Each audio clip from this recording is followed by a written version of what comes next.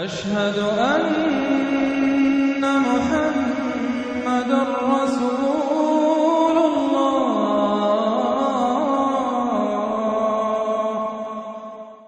اب اس کے بعد آ گئی ہے سورہ احزاب.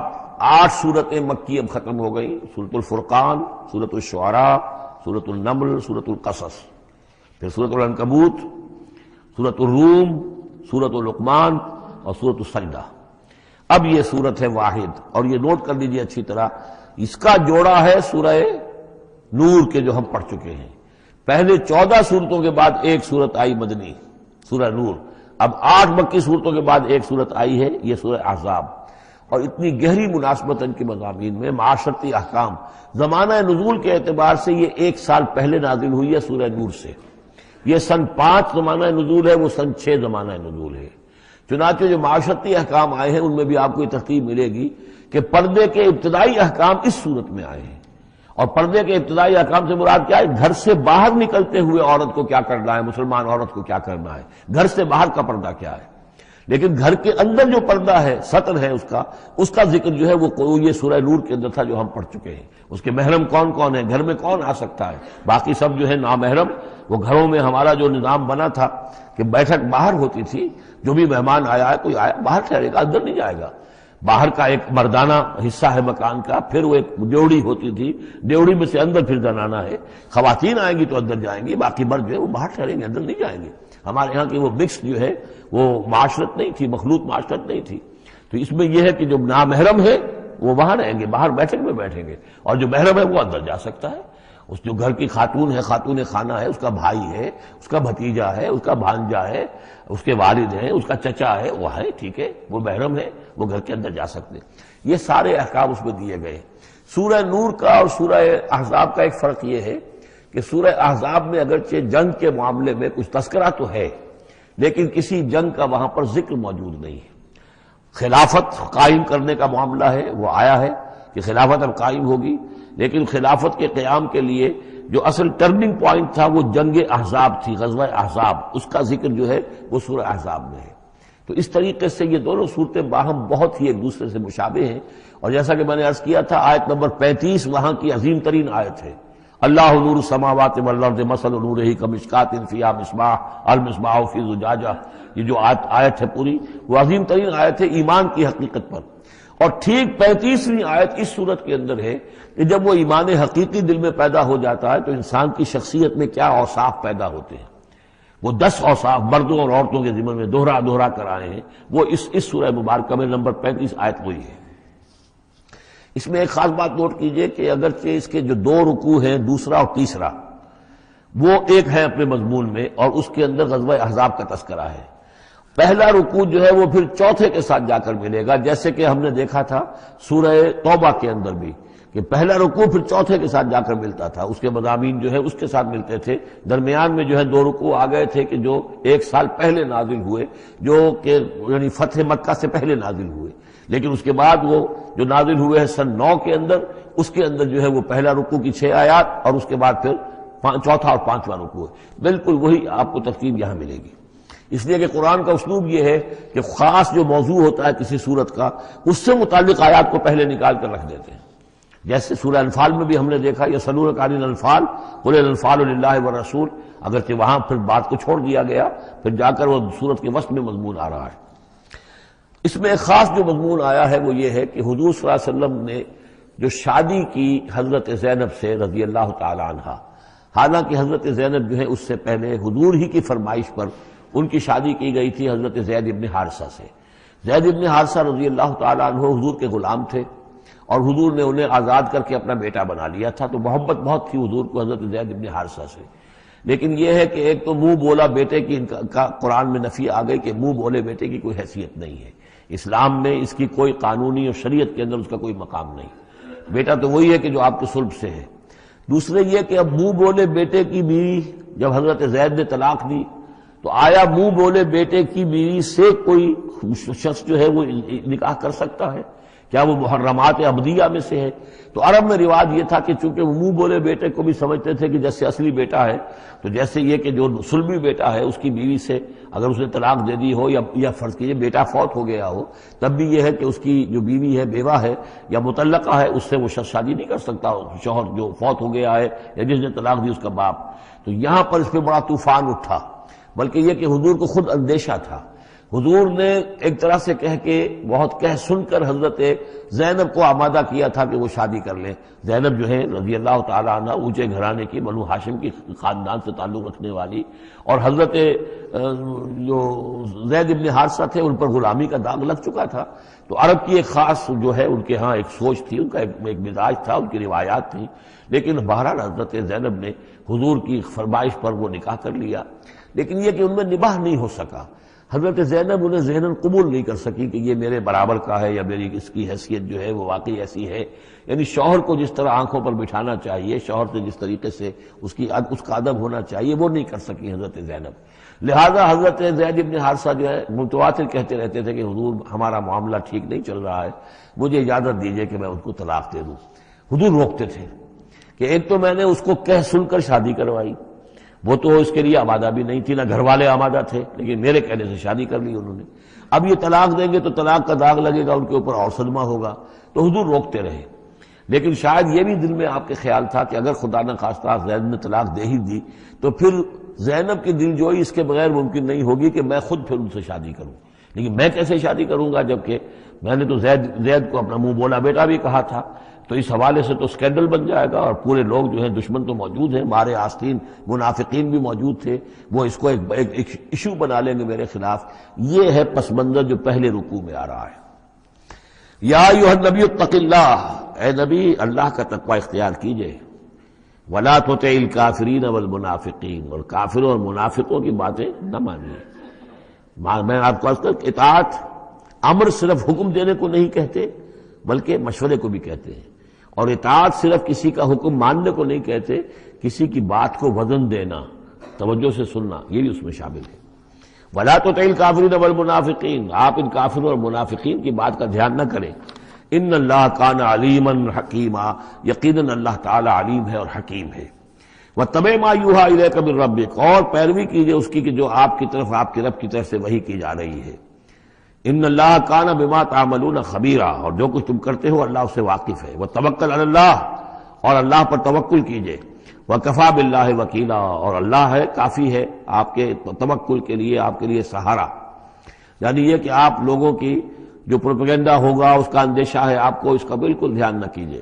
ما جعل اللہ للرجل من قلبین فی جوفہ، اللہ تعالیٰ نے کسی انسان کے دل میں دو دل نہیں رکھے، کسی کے سینے میں، کسی کے پیٹ میں۔ یہاں پہ جوف جو ہے خالی جگہ کو کہتے ہیں، تو سینے کے اندر، کیونکہ یہ کیویٹی کہلاتی ہے، چیسٹ کیویٹی، اور پھر دوسری جو ہے ایبڈومینل کیویٹی ہے، تو اس میں دو دل نہیں رکھے ہیں، مطلب دل ایک ہی ہوتا ہے۔ اسی طریقے سے گویا کہ بات کہی جا رہی ہے، کہنے کو تو ہم کہہ دیتے ہیں کہ دل جو ہے اور ہمارے دل یکجا ہو گئے ہیں، دل سے دل مل گیا، رہتا تو دل ہی رہتا، ایک ہی رہتا ہے انسان کا اپنا دل۔ لیکن اسی طریقے سے کسی شخص کی دو مائیں نہیں ہوتی، ماں تو وہی ہوتی ہے جس نے اس کو جنا ہے، اور کسی شخص کا بیٹا جو ہے بیٹا وہی ہوتا ہے جو اس کی صلب سے پیدا ہوا ہو۔ باقی یہ ہے کہ منہ بولا بیٹا جو وہ بیٹا نہیں بن جاتا۔ وما جعل ازواجکم اللہ، اور نہیں اللہ نے بنایا ہے تمہاری ان بیویوں کو، اللہ تظاہرون منہن، کہ جن سے تم زہار کر بیٹھتے ہو۔ یہ زہار کا مضمون سورہ مجادلہ میں آئے گا۔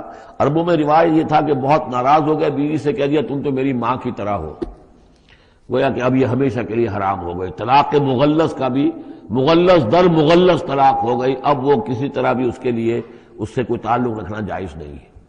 تو یہ زہار جو ہے ماں بنا دیا، کہہ دیا کہ ماں بن گئی، تو گویا کہ ماں بن گئی، لیکن اللہ تعالیٰ کے ہاں وہ ماں نہیں بنتی، ماں تو وہی ہے، جیسا کہ فرمایا وما جعل ازواجکم اللہ تظاہرون منہ امہاتہم، جن سے تم زہار کر بیٹھتے ہو، جنہیں تم یہ کہتے ہو کہ تم میری ماں کے مانند یا ماں کی پیٹھ کے مانند ہو میرے لیے، تو وہ اللہ تمہاری ماں نہیں بن جاتی۔ وما جعل ادعیاکم ابناءکم، نہ تمہارے منہ بولو بیٹوں کو اللہ تعالیٰ نے بیٹا بنایا ہے۔ ذالکم قولکم بافواہکم، یہ تو تمہاری منہ کی باتیں ہیں، منہ سے تم نے وہ جملہ کہہ دیا، تم تو میری ماں کی مانند ہو یا ماں کی پیٹھ کے مانند ہو، اور اسی طریقے سے کہہ دیا تم میرے بیٹے ہو، بیٹا تو وہی ہوگا۔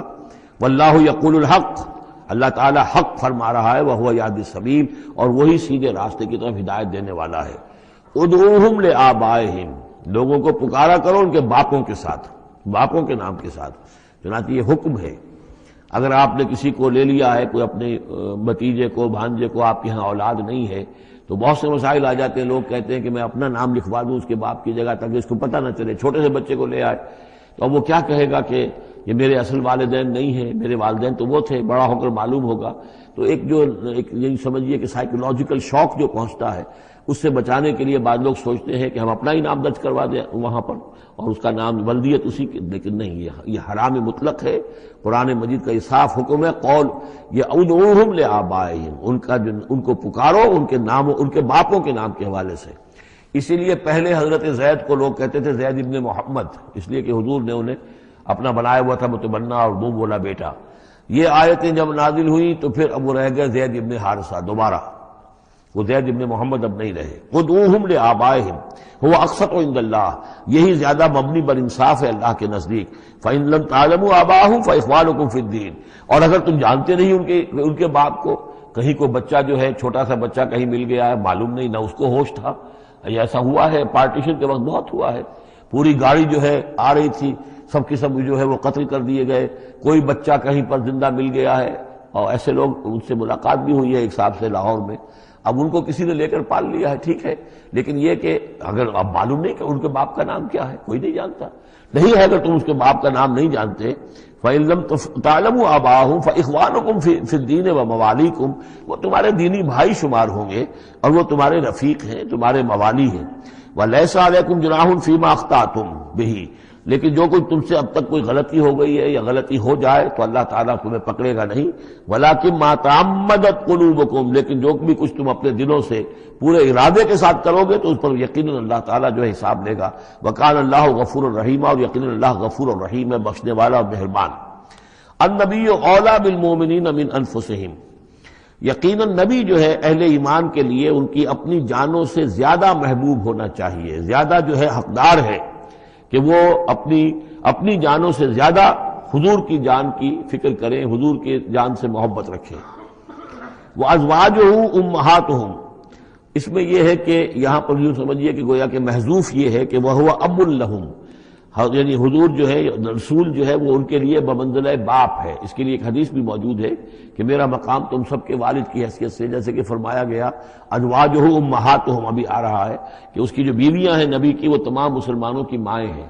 اسی لیے ہم ام المومنین حضرت عائشہ، ام المومنین حضرت خدیجہ الکبریٰ، ام المومنین حضرت صفیہ، تو یہ تمام جو ہے صفیہ ہیں، تو یہ سب کی سب جو ہے ام المومنین ہیں۔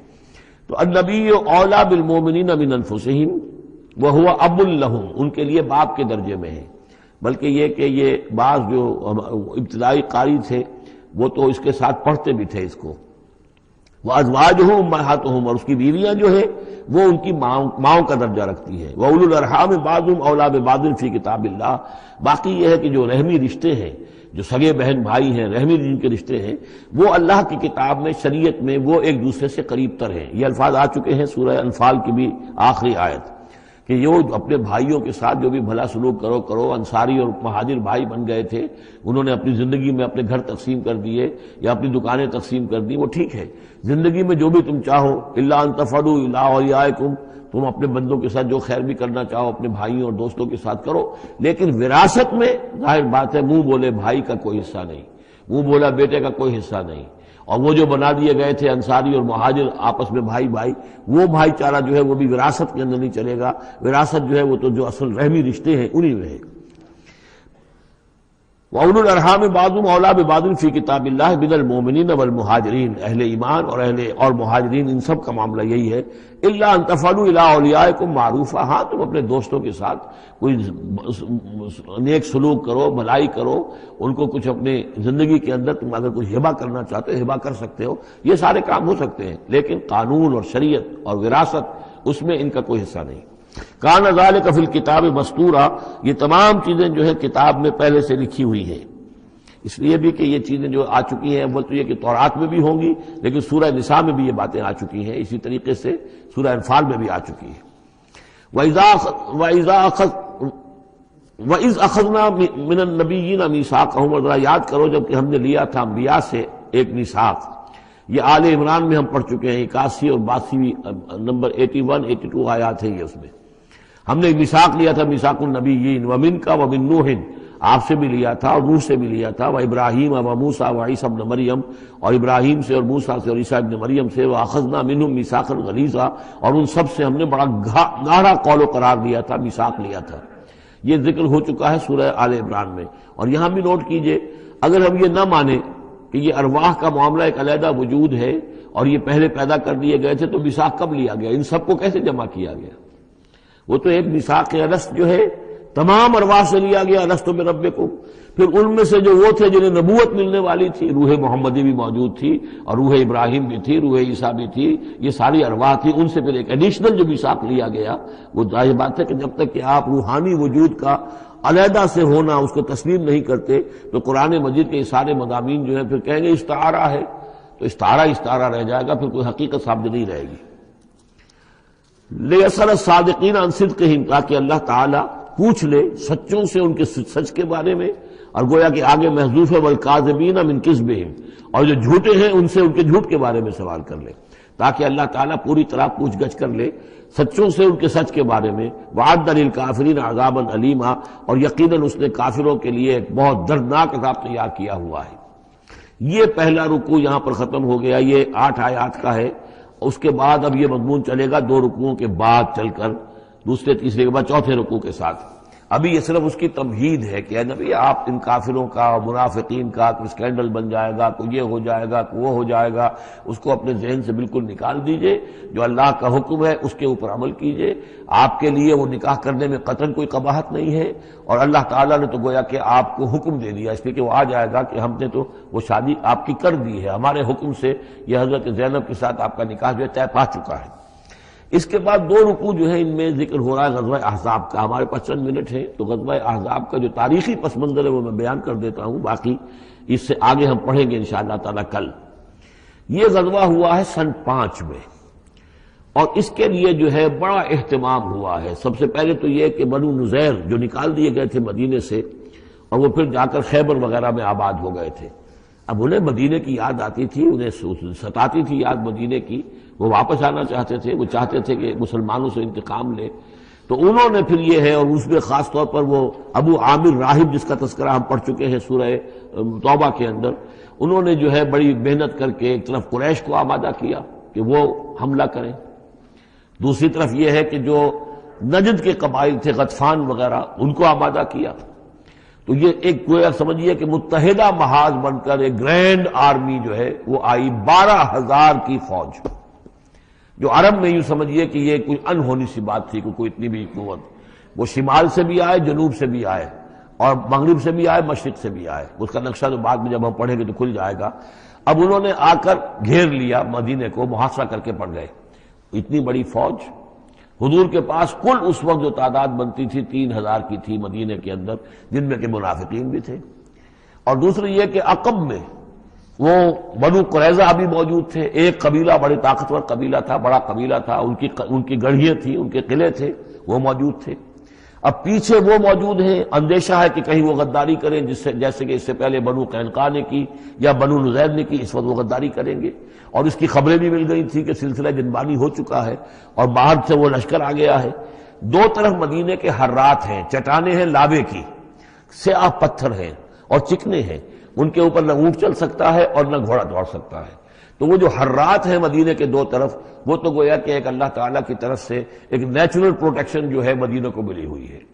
اب 2 طرف جو رہ گئے تو اس میں پیچھے تھے یہ عقب میں جو ہے یہ بنو قریظہ کی گڑھیاں تھیں، اور سامنے کا علاقہ تھا کہ جہاں سے لشکر آ کر جو ہے انہوں نے جو حملہ کرنا تھا۔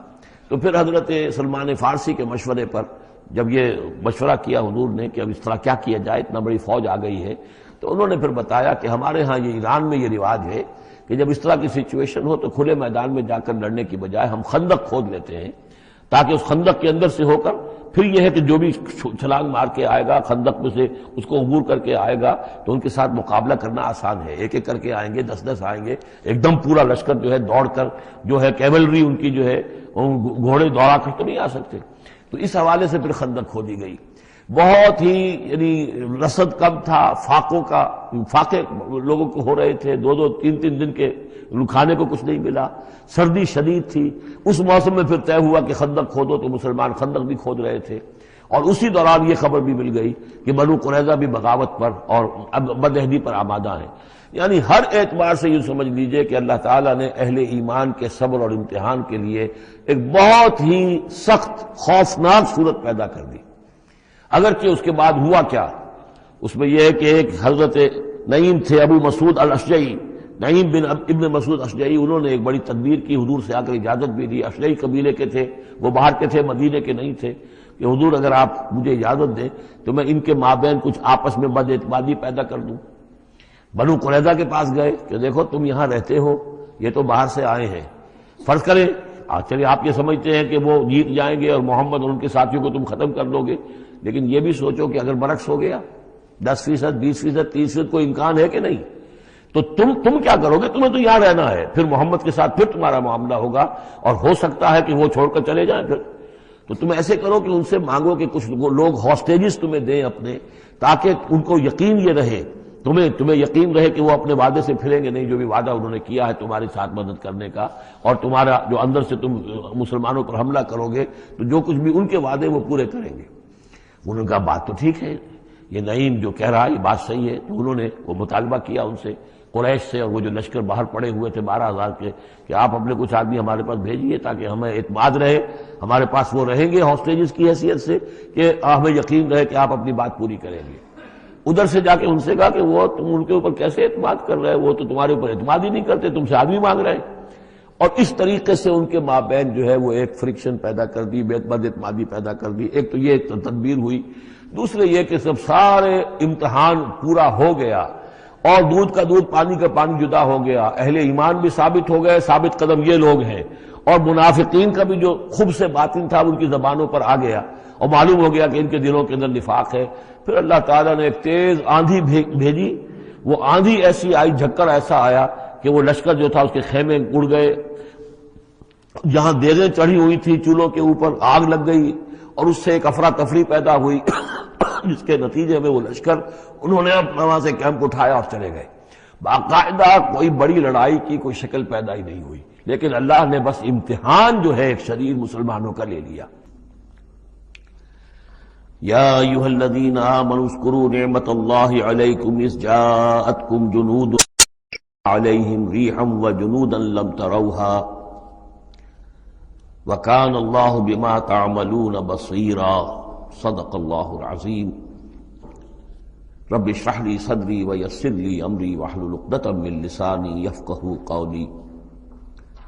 اللہم ربنا الہمنا رشدنا واعذنا من شرور انفسنا۔ اللہم ارنا الحق حقا وارزقنا اتباعہ وارنا الباطل باطلا وارزقنا اجتنابہ۔ اللہم وفقنا لما تحب وترضى۔ اللہم ربنا آنس وحشتنا فی قبورنا وارحمنا بالقرآن العظیم۔ اللہم اجعلہ لنا اماما ونورا وہدا ورحمہ۔ اللہم ذکرنا منہ ما نسینا وعلمنا منہ ما جہلنا وارزقنا تلاوتہ آناء اللیل واطراف النہار واجعلہ لنا حجتا یا رب العالمین، آمین۔ سورہ احزاب کے پہلے رکوع کا ہم ترجمہ کر چکے ہیں، اور میں بتا چکا ہوں آپ کو کہ اس کا جو مضامین کا سلسلہ ہے وہ اب چوتھے رکوع کے ساتھ جڑے گا۔ درمیان میں جو 2 رکوع آئے ہیں، دوسرا اور تیسرا، یہ دونوں غزوہ احزاب کے ضمن میں ہیں۔ غزوہ احزاب کا بھی جو کچھ مختصر سا تاریخی پس منظر اور اس کے حالات میں آپ کو بتا چکا ہوں کہ اللہ تعالیٰ نے ایسی سچویشن پیدا فرما دی کہ جس میں مسلمانوں کے لیے شدید ترین اور سخت ترین امتحان ہو گیا۔ جو میرا اپنا اندازہ ہے واللہ عالم، ذاتی اعتبار سے جس قدر شدید معاملہ حضور کے ساتھ ہوا ہے طائف میں، ذاتی اعتبار سے ظاہر بات ہے کہ وہاں شخصاً آپ پر ہوئی زیادتی جو ہوئی ہے، اور ایک بہت بڑا امتحان اجتماعی سطح پر مسلمانوں کے لیے اسی شدت کا امتحان اور اسی درجے کی آزمائش جو ہے وہ غزوہ احزاب کے موقع پر آئی ہے۔ 12,000 کا لشکر آ کر مدینے کو گھیر کر پڑ گیا ہے، اور یہ کہ مدینے میں نہ صرف یہ کہ کل نفری 3,000 کی ہے جس میں منافقین بھی ہیں، پھر یہ کہ ان کی پشت پر وہ ایک قبیلہ جو ہے یہود کا بنو قریظہ، ابھی تک اس نے بدعہدی نہیں کی تھی لیکن اب پورا اندیشہ تھا کہ بدعہدی کرے گا، اور وہ چنانچہ اسی محاصرے کے دوران میں اس نے بدعہدی کی بھی، اور ان کی سلسلہ جنبانی ہو بھی گئی تھی باہر سے آنے والے جو حملہ آور تھے ان کے ساتھ۔ بہرحال اس صورتحال میں جبکہ رسد کی بہت کمی تھی، شدید قحط کی کیفیت تھی، شدید سردی کا موسم ہے، سردی میں ویسے بھی انسان کو غذا کی زیادہ ضرورت ہوتی ہے، اس حال میں پھر خندق کھودنی پڑی مسلمانوں کو۔ تو یوں سمجھیے کہ جو شدید ترین امتحان ہو سکتا تھا وہ اللہ نے لے لیا، جس کا نتیجہ کیا نکلا؟ جو منافق اپنے دلوں میں نفاق کو چھپائے ہوئے تھے وہ نفاق ظاہر ہو گیا، ان کی زبانوں پر آ گیا، اور یہی اصل میں آزمائش کا اصل مقصود ہے، لیمیز الخبیث من الطیب، کہ اللہ تعالیٰ خبیث کو اور طیب کو علیحدہ علیحدہ کر دے، ممیز کر دے، جیسا کہ سورہ عنکبوت کے ہم نے پہلے رکوع میں 2 مرتبہ وَلَيَعْلَمَنَّ اللَّهُ الَّذِينَ صَدَقُوا وَلَيَعْلَمَنَّ الْكَاذِبِينَ وَلَيَعْلَمَنَّ الَّذِينَ آمَنُوا وَلَيَعْلَمَنَّ الْمُنَافِقِينَ، اللہ تعالیٰ واضح کر دے گا، کھول کر رکھ دے گا کہ کون ہے سچے اور کون ہے جھوٹے، یعنی کون ہے حقیقتاً مومن اور کون ہے منافق۔ تو اس کا یہ فنومینن ہے، یہ گویا کہ جیسے کہ اس وقت سن 5 نبوی میں شدید ترین حالات ہو گئے تھے غلاموں کے لیے، نوجوانوں کے لیے۔ ظاہر بات ہے کہ حضور پر تو اس طرح کی دست درازی نہیں کر سکتے تھے مکے کے لوگ، لیکن غلام تھے یا نوجوان تھے ان کے اوپر جو ہے جس شدید قسم کی آزمائش آ گئی تھی، اسی طرح کی گویا کہ آزمائش سن 5 نبوی میں یہ غزوہ احزاب کی شکل میں مدنی دور میں آ گئی ہے۔ یہ 5 ہجری ہے، وہ 5 نبوی ہے۔ یا ایھا الذین آمنوا اذکروا نعمت اللہ علیکم، اہل ایمان یاد کرو اللہ کے اس انعام کو جو تم پر ہوا، اذ جاءتکم جنود، جب تمہارے پاس تم پر حملہ آور ہوئے بہت سے لشکر، بنو غطفان آئے، بنو فزارہ آئے مشرق کی طرف سے، اور جنوب اور مغرب کی طرف سے جو ہے چلے آ رہے ہیں قریش، اور ان کو جو ہے پوری سپورٹ حاصل ہے شمال سے یہود کی، ان میں وہ کہ بنو نذیر بھی ہیں کہ جو مدینہ ہی سے نکالے گئے تھے، اور اس کے علاوہ یہ کہ خیبر کے یہودی بھی ہیں۔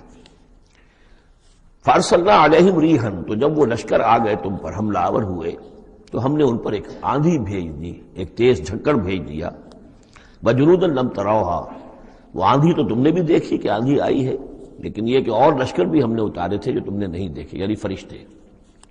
وکان اللہ بما تعملون بصیرا، اور جو کچھ تم کر رہے تھے اللہ اسے دیکھ رہا تھا۔ کون اب کس کے منہ پر، کس کی زبان پر نفاق آ گیا ہے، کس کا ایمان اور پختہ ہو گیا ہے۔ تو یہ ایک جملے میں گویا کہ پوری داستان کو تو اللہ نے سمجھ لیا۔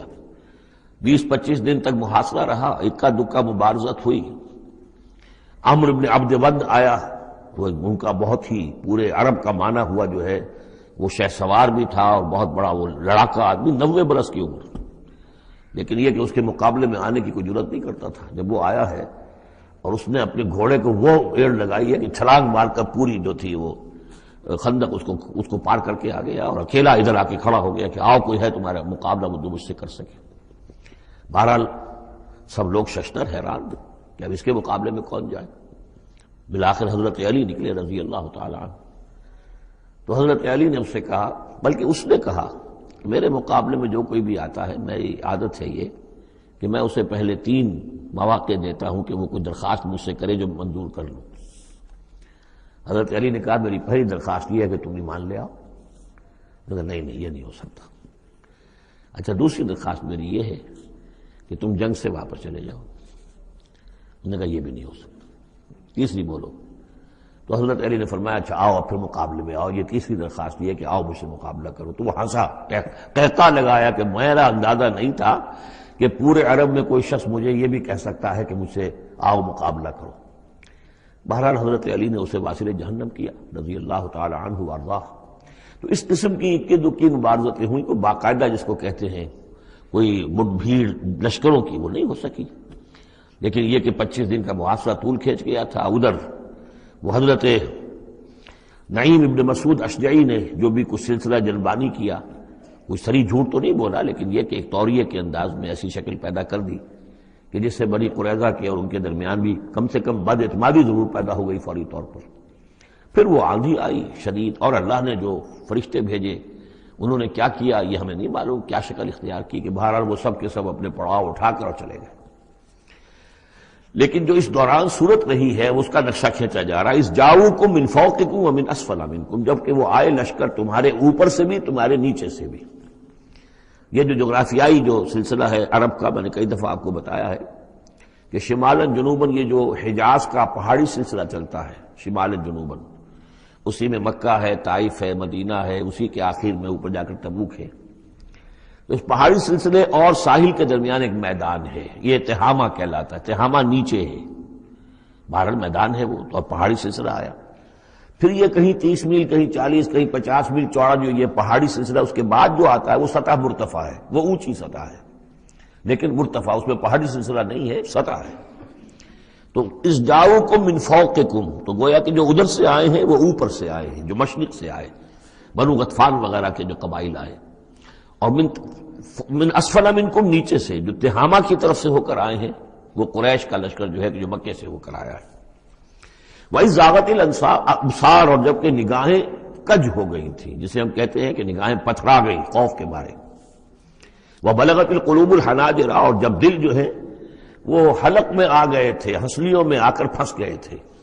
جب آدمی کے اوپر دہشت ہو تو اس طریقے سے معلوم ہوتا ہے، جسے ہم کہتے ہیں دل بلیوں اچھلنے لگا، تو معلوم ہوتا ہے جب دل کی دھڑکن تیز ہوتی ہے کہ شاید وہ نکل جائے گا یہاں سے۔ وَتَظُنُّونَ بِاللَّهِ الظُّنُونَ، اور تم پھر اللہ کے بارے میں بڑے طرح طرح کے گمان کر رہے تھے، اب دل میں تمہارے خیال آ رہے تھے۔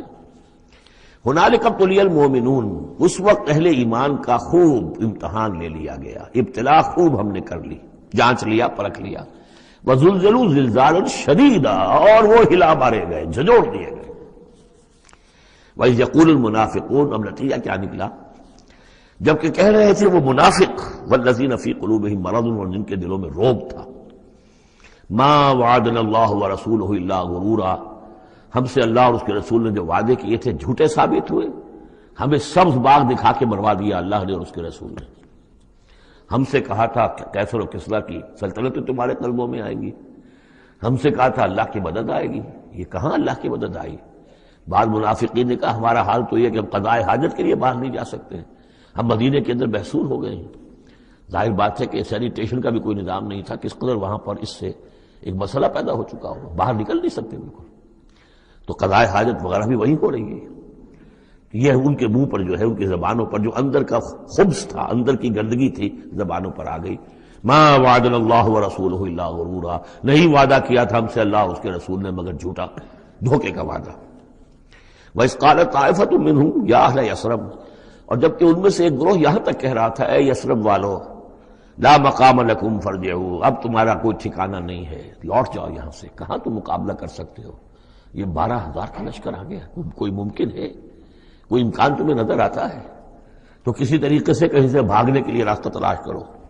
وَيَسْتَأْذِنُ فَرِيقٌ مِّنْهُمْ النَّبِيَّ، اور ان میں سے ایک گروہ جو ہے آ کر نبی سے اجازت طلب کر رہا تھا، یقولون ان بیوتنا عورا، اور وہ کہہ رہا تھا کہ ہمارے تو گھر کھلے پڑے ہوئے ہیں، یعنی گھروں کو اندیشہ ہے، گھروں کے اوپر پیچھے سے بنو قریظہ کے لوگ حملہ آور ہو جائیں، ہماری عورتیں وغیرہ جو ہم نے چند حویلیوں کے اندر جن کو جمع کیا ہے، آپ نے یہی کیا تھا حضور نے صلی اللہ علیہ وسلم، خواتین کو بچوں کو ایک ایسی جگہ پر کہ جہاں وہ وسطی علاقہ تھا مدینے کا اور وہاں بڑی کوئی حویلی تھی اس میں جمع کر دیا تھا، تو اب وہ تو ہمیں تو اندیشہ ہے ہمارے گھر خالی پڑے ہوئے ہیں، اس کے اوپر حملہ ہو سکتا ہے۔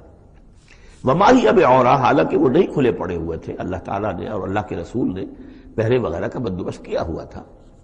ان یریدون الا فرارا، حقیقت میں وہ فرار چاہتے تھے، بھاگنا چاہتے تھے، یہ تو بہانہ تھا جو بنا رہے تھے، اصل میں جنگ سے پیٹھ دکھا کر بھاگنا مقصود تھا۔ وَلَوْ دُخِلَتْ عَلَيْهِمْ مِنْ أَقْطَارِهَا، اور اگر کہیں داخلہ ہو ہی گیا ہوتا دشمن کا اس مدینے کے اندر اس کے چاروں طرف سے، ثُمَّ يُسْئِلُ الْفِتْنَةَ، اور پھر ان سے مطالبہ کیا جاتا فتنے کا، یعنی ارتداد کا۔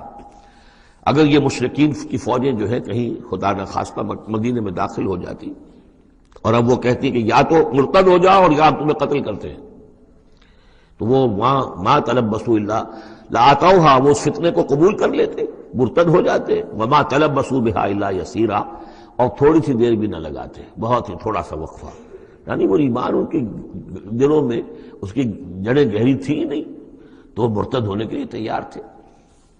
وَلَقَدْ كَانُوا عَاهَدُوا اللَّهِ مِن قَبْلُ، حالانکہ چونکہ وہ مسلمان تھے تو انہوں نے عہد کیا تھا اللہ سے اس سے قبل، لا یولون الادبار، کہ وہ کبھی پیٹھ نہیں دکھائیں گے، جب بھی حق و باطل کا مقابلہ ہوگا پیٹھ نہیں دکھائیں گے۔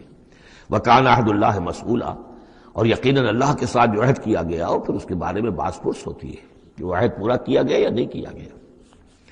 قُل لَن يَنفَعَكُمُ الْفِرَارُ إِن فَرَرْتُم مِّنَ الْمَوْتِ، اے نبی ان سے کہہ دیجئے کہ تمہیں یہ بھاگنا اور فرار مفید نہیں ہو سکتا اگر تم موت سے بھاگ رہے ہو، اب القتل یا قتل سے، اس لیے کہ موت تو ہر جگہ آ سکتی ہے۔ وَإِذًا لَّا تُمَتَّعُونَ إِلَّا قَلِيلًا، اور آج موت نہ آئی، فرض کیجئے اس موقع پر نہ آئی، تب بھی آخر دنیا میں کوئی سامان رسنے بسنے کا جو ہے رہنے کا وہ آخر لامحدود تو نہیں ہے۔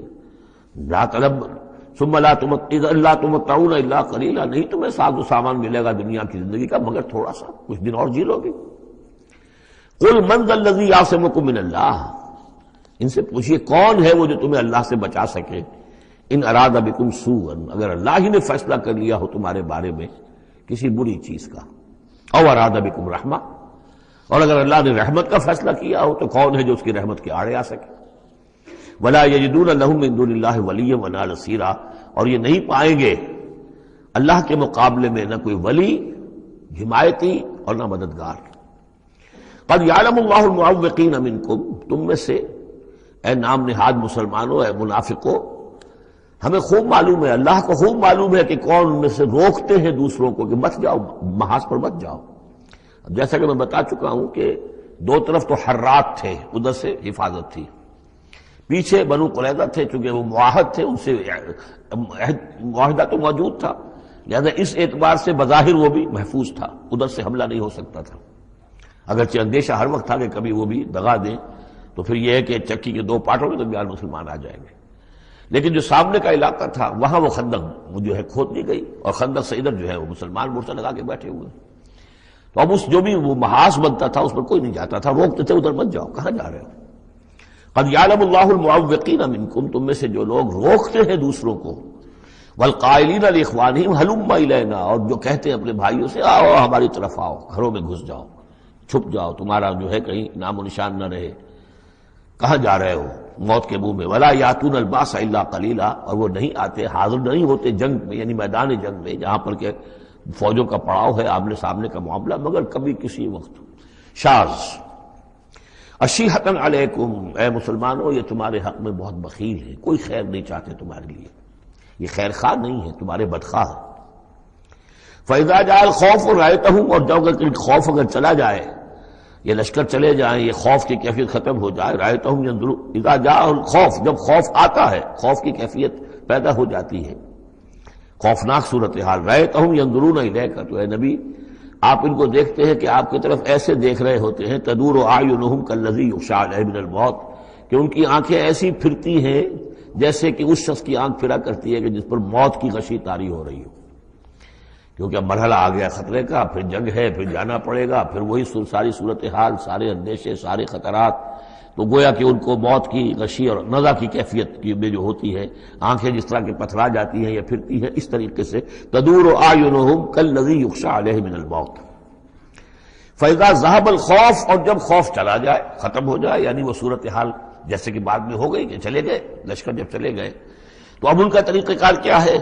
وَإِذَا ذَهَبَ الْخَوْفُ سَلَقُوكُمْ بِأَلْسِنَةٍ حِدَادٍ، اب وہ تم پر پل پڑتے ہیں اپنی لوہے کی زبانوں کے ساتھ، یعنی زبانیں قینچیوں کی طرح چلنی شروع ہو جاتی ہیں، مسلمانوں پر تنقید بھی ہے، اپنے ایمان کا اظہار بھی ہے، چرب زبانی بھی ہے، تو حداد لوہے کی جیسے ان کی زبانیں لوہے کی ہو، تو ہمارے محاورے میں قینچی کی طرح زبان کا چلنا۔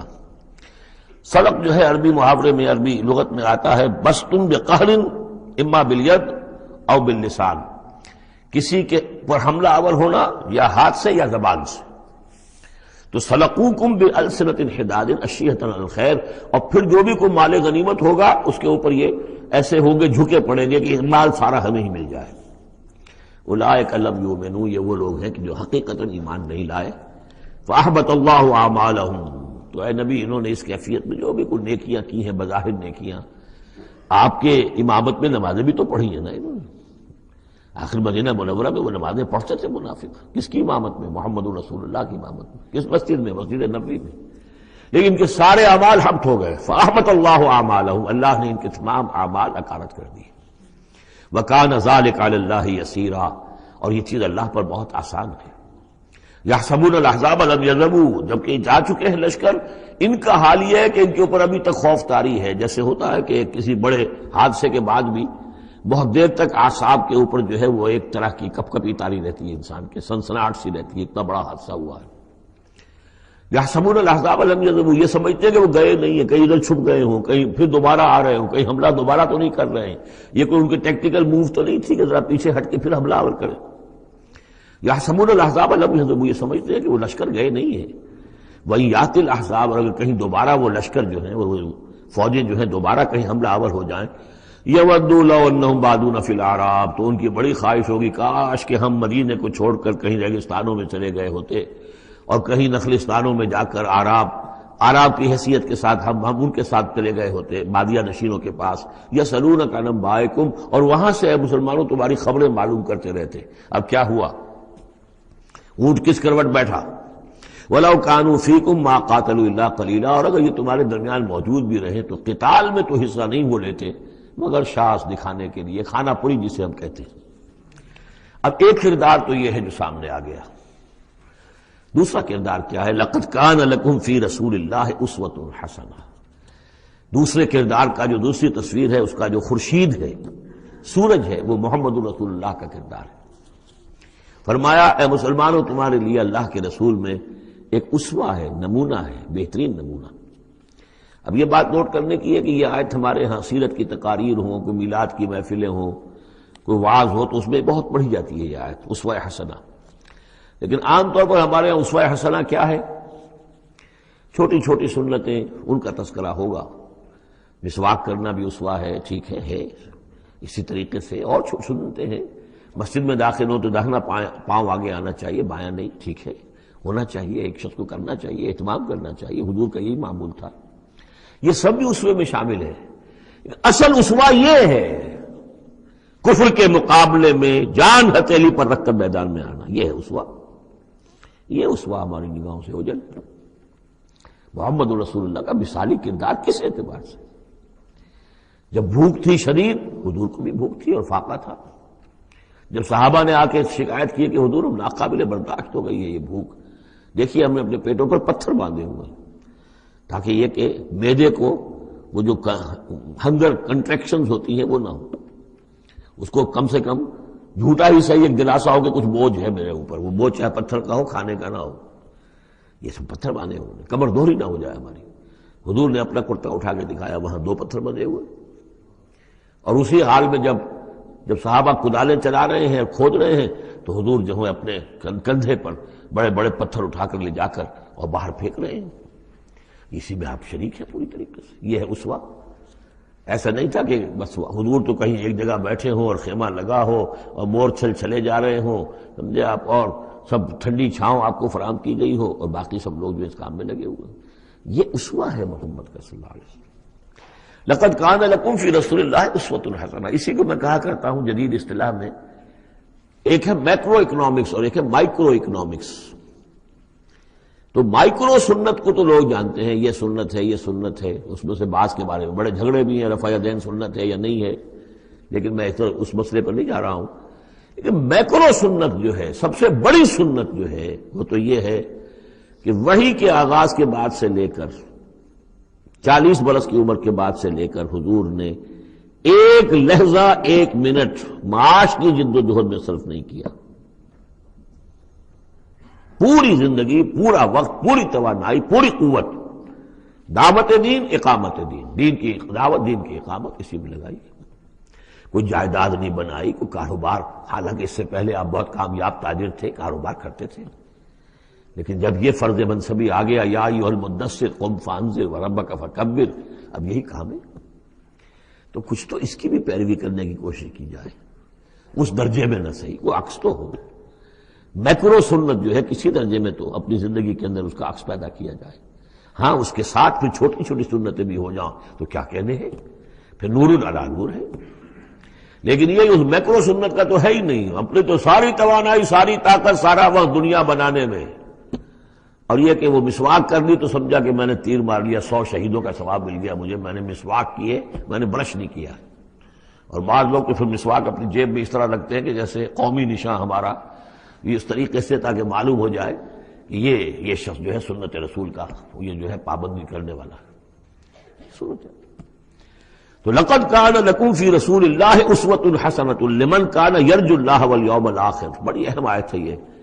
اسوہ تو حضور کا اپنی جگہ پر مکمل ہے، کامل ہے، لیکن یہ کس کے لیے اسوہ ہے؟ جو یہ 2 شرطیں پوری کرے، 3 شرطیں، جو اللہ سے ملاقات کا امیدوار ہے، اللہ سے محبت کرتا ہے اور یوم آخر پر یقین رکھتا ہے، اور ذکر اللہ کثیرا، اور ذکر کرتا ہے اللہ کا کثرت کے ساتھ۔ یہ بالکل وہی بات ہے کہ قرآن مجید تو ہدایت ہے پوری نوع انسانی کے لیے، ہدی للناس، لیکن قرآن سے استفادے کی شرط ہے تقوی، ہدی للمتقین۔ تو جو ربط و تعلق ہے ان 2 آیتوں میں وہی سمجھیے کہ اپنی جگہ پر حضور کی زندگی ایک اسوہ کاملہ ہے، مکمل، لیکن اس سے استفادے کی شرائط ہے، لمن کان یرجو اللہ والیوم الآخر وذکر اللہ کثیرا۔ اب یہ اہل ایمان، حضور کے بعد اہل ایمان کا تذکرہ ہو رہا ہے، محمد الرسول اللہ والذین معہ، اب معہ جو تھے اہل ایمان، ولما رأى المؤمنون الاحزاب، اور جب اہل ایمان نے دیکھا ان لشکروں کو، قالوا هذا ما وعدنا الله ورسوله وصدق الله ورسوله، انہوں نے کہا یہی تو ہے جس کا اللہ نے وعدہ کیا تھا ہم سے اور اس کے رسول نے وعدہ کیا تھا۔ اب دیکھیے ایک ہی سچویشن ہے، اس کا ری ایکشن کس قدر ایک دوسرے سے مختلف ہے۔ معلوم ہے یہ مسئلہ ہے انسان کا اندرونی، یضل بہ کثیرا ویہدی بہ کثیرا، تو جیسے قرآن کے بارے میں آیا اسی طریقے سے اس سچویشن سے بھی انہوں نے کیا کہا؟ ہم نے تو سنا ہوا ہے، پہلے ہی اللہ نے کہہ دیا تھا وَلَنَبْلُوَنَّكُمْ بِشَيْءٍ مِّنَ الْخَوْفِ وَالْجُوعِ وَنَقْصٍ مِّنَ الْأَمْوَالِ وَالْأَنفُسِ وَالثَّمَرَاتِ، یہ قرآن مجید میں سورہ بقرہ میں آیت نہیں آ چکی تھی؟ لَتُبْلَوُنَّ فِي أَمْوَالِكُمْ فِي أَنفُسِكُمْ وَأَمْوَالِكُمْ، یہ کیا سورہ آل عمران میں آیت نہیں آ چکی تھی؟ یہ تو چیزیں وہی تو ہے جس کا کہ ہم سے وعدہ کیا تھا۔ وَلَمَّا رَأَى الْمُؤْمِنُونَ الْأَحْزَابَ، جب دیکھا اہل ایمان نے ان احزاب کو، قالوا هذا ما وعدنا الله ورسوله وصدق الله ورسوله، اور بالکل صحیح کہا تھا اللہ نے بھی اور بالکل صحیح فرمایا تھا اس کے رسول نے بھی، وما زادهم الا ایمانا وتسلیما، اور نہیں ہوا ان میں کسی شے کا اضافہ مگر ایمان اور تسلیم، ایمان کے ساتھ تسلیم، سر تسلیم خم، سر تسلیم خم ہے جو مزاج یار میں آئے، جو اللہ کی طرف سے فیصلہ ہے، جیسا کہ ہم پڑھ چکے ہیں سورہ توبہ میں، اگرچہ سورہ توبہ تو بہت بعد میں نازل ہوگی، ابھی 4 سال بعد میں اس سورہ مبارکہ کے وہ زمانہ نزول کے اعتبار سے، لیکن ہم تو پڑھ چکے ہیں۔ ہر طرح موسم بنا اللہ احدى الحسنیین، ہمارے لیے تم کیا اندازہ کس چیز کا انتظار کر سکتے ہو سوائے 2 نہایت اعلیٰ ترین صورتوں کے، ہم سب کے سب شہید ہو جائیں تب بھی ہماری کامیابی ہے، اور ہم کامیاب ہو کر آ جائیں تو تب تو تم بھی مانو گے کامیابی ہے، اس لیے ہمیں تو کوئی اندیشہ ہی نہیں۔ تو اس میں تسلیم ان کے اندر، اور ہم بھی تسلیم کی خو ڈالیں گے، بے نیازی تیری عادت ہی صحیح۔ من المؤمنین رجال صدقوا ما عاهدوا اللہ علیہ، ان اہل ایمان میں وہ جمع مرد لوگ ہیں رضی اللہ تعالی عنہم وارضاہم اجمعین، صدقوا ما عاهدوا اللہ علیہ، جنہوں نے سچا کر دکھایا وہ عہد جو انہوں نے اللہ سے کیا تھا۔ انہوں نے کہا تھا ہم اپنی جان اور مال حاضر ہیں، ہم جنت کے عوض یہ سب کچھ دینے کو تیار ہیں، انہوں نے وہ عہد پورا کر دیا۔ فَمِنْهُمْ مَنْ قَضَى نَحْبَهُ، ان میں سے وہ بھی ہیں جو اپنی نظر گزار چکے، نظر پیش کر چکے۔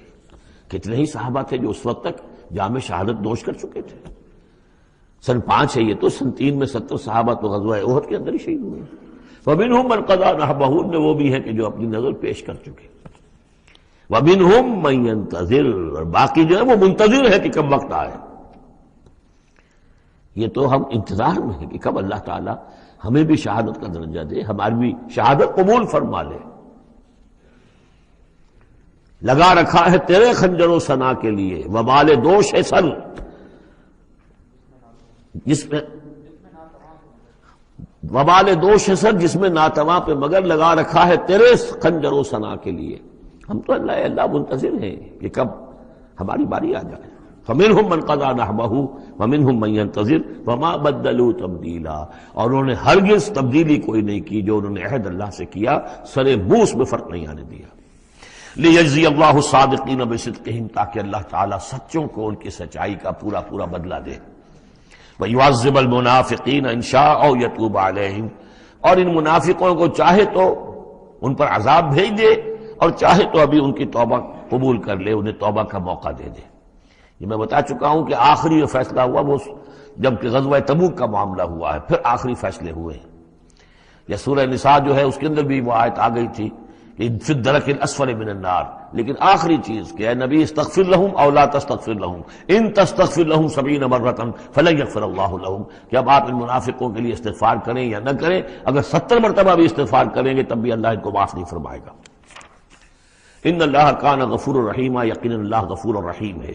ورد اللہ الذین کفروا، اللہ نے لوٹا دیا ان کافروں کو جو چڑھ کر آئے تھے بڑے شان و شوکت کے ساتھ. وہ پورے لشکر جو ہے سب چلے گئے بغیظہم، وہ اپنے غصے کو ساتھ ہی لے گئے. وہ غصہ جو ہے وہ نکالے بغیر، یا تو کوئی جنگ ہوتی، کچھ وہ قتل عام کرتے تو کچھ غصہ ان کا نکلتا، اللہ نے ان کو ان کے غصے کے ساتھ ہی واپس کر دیا.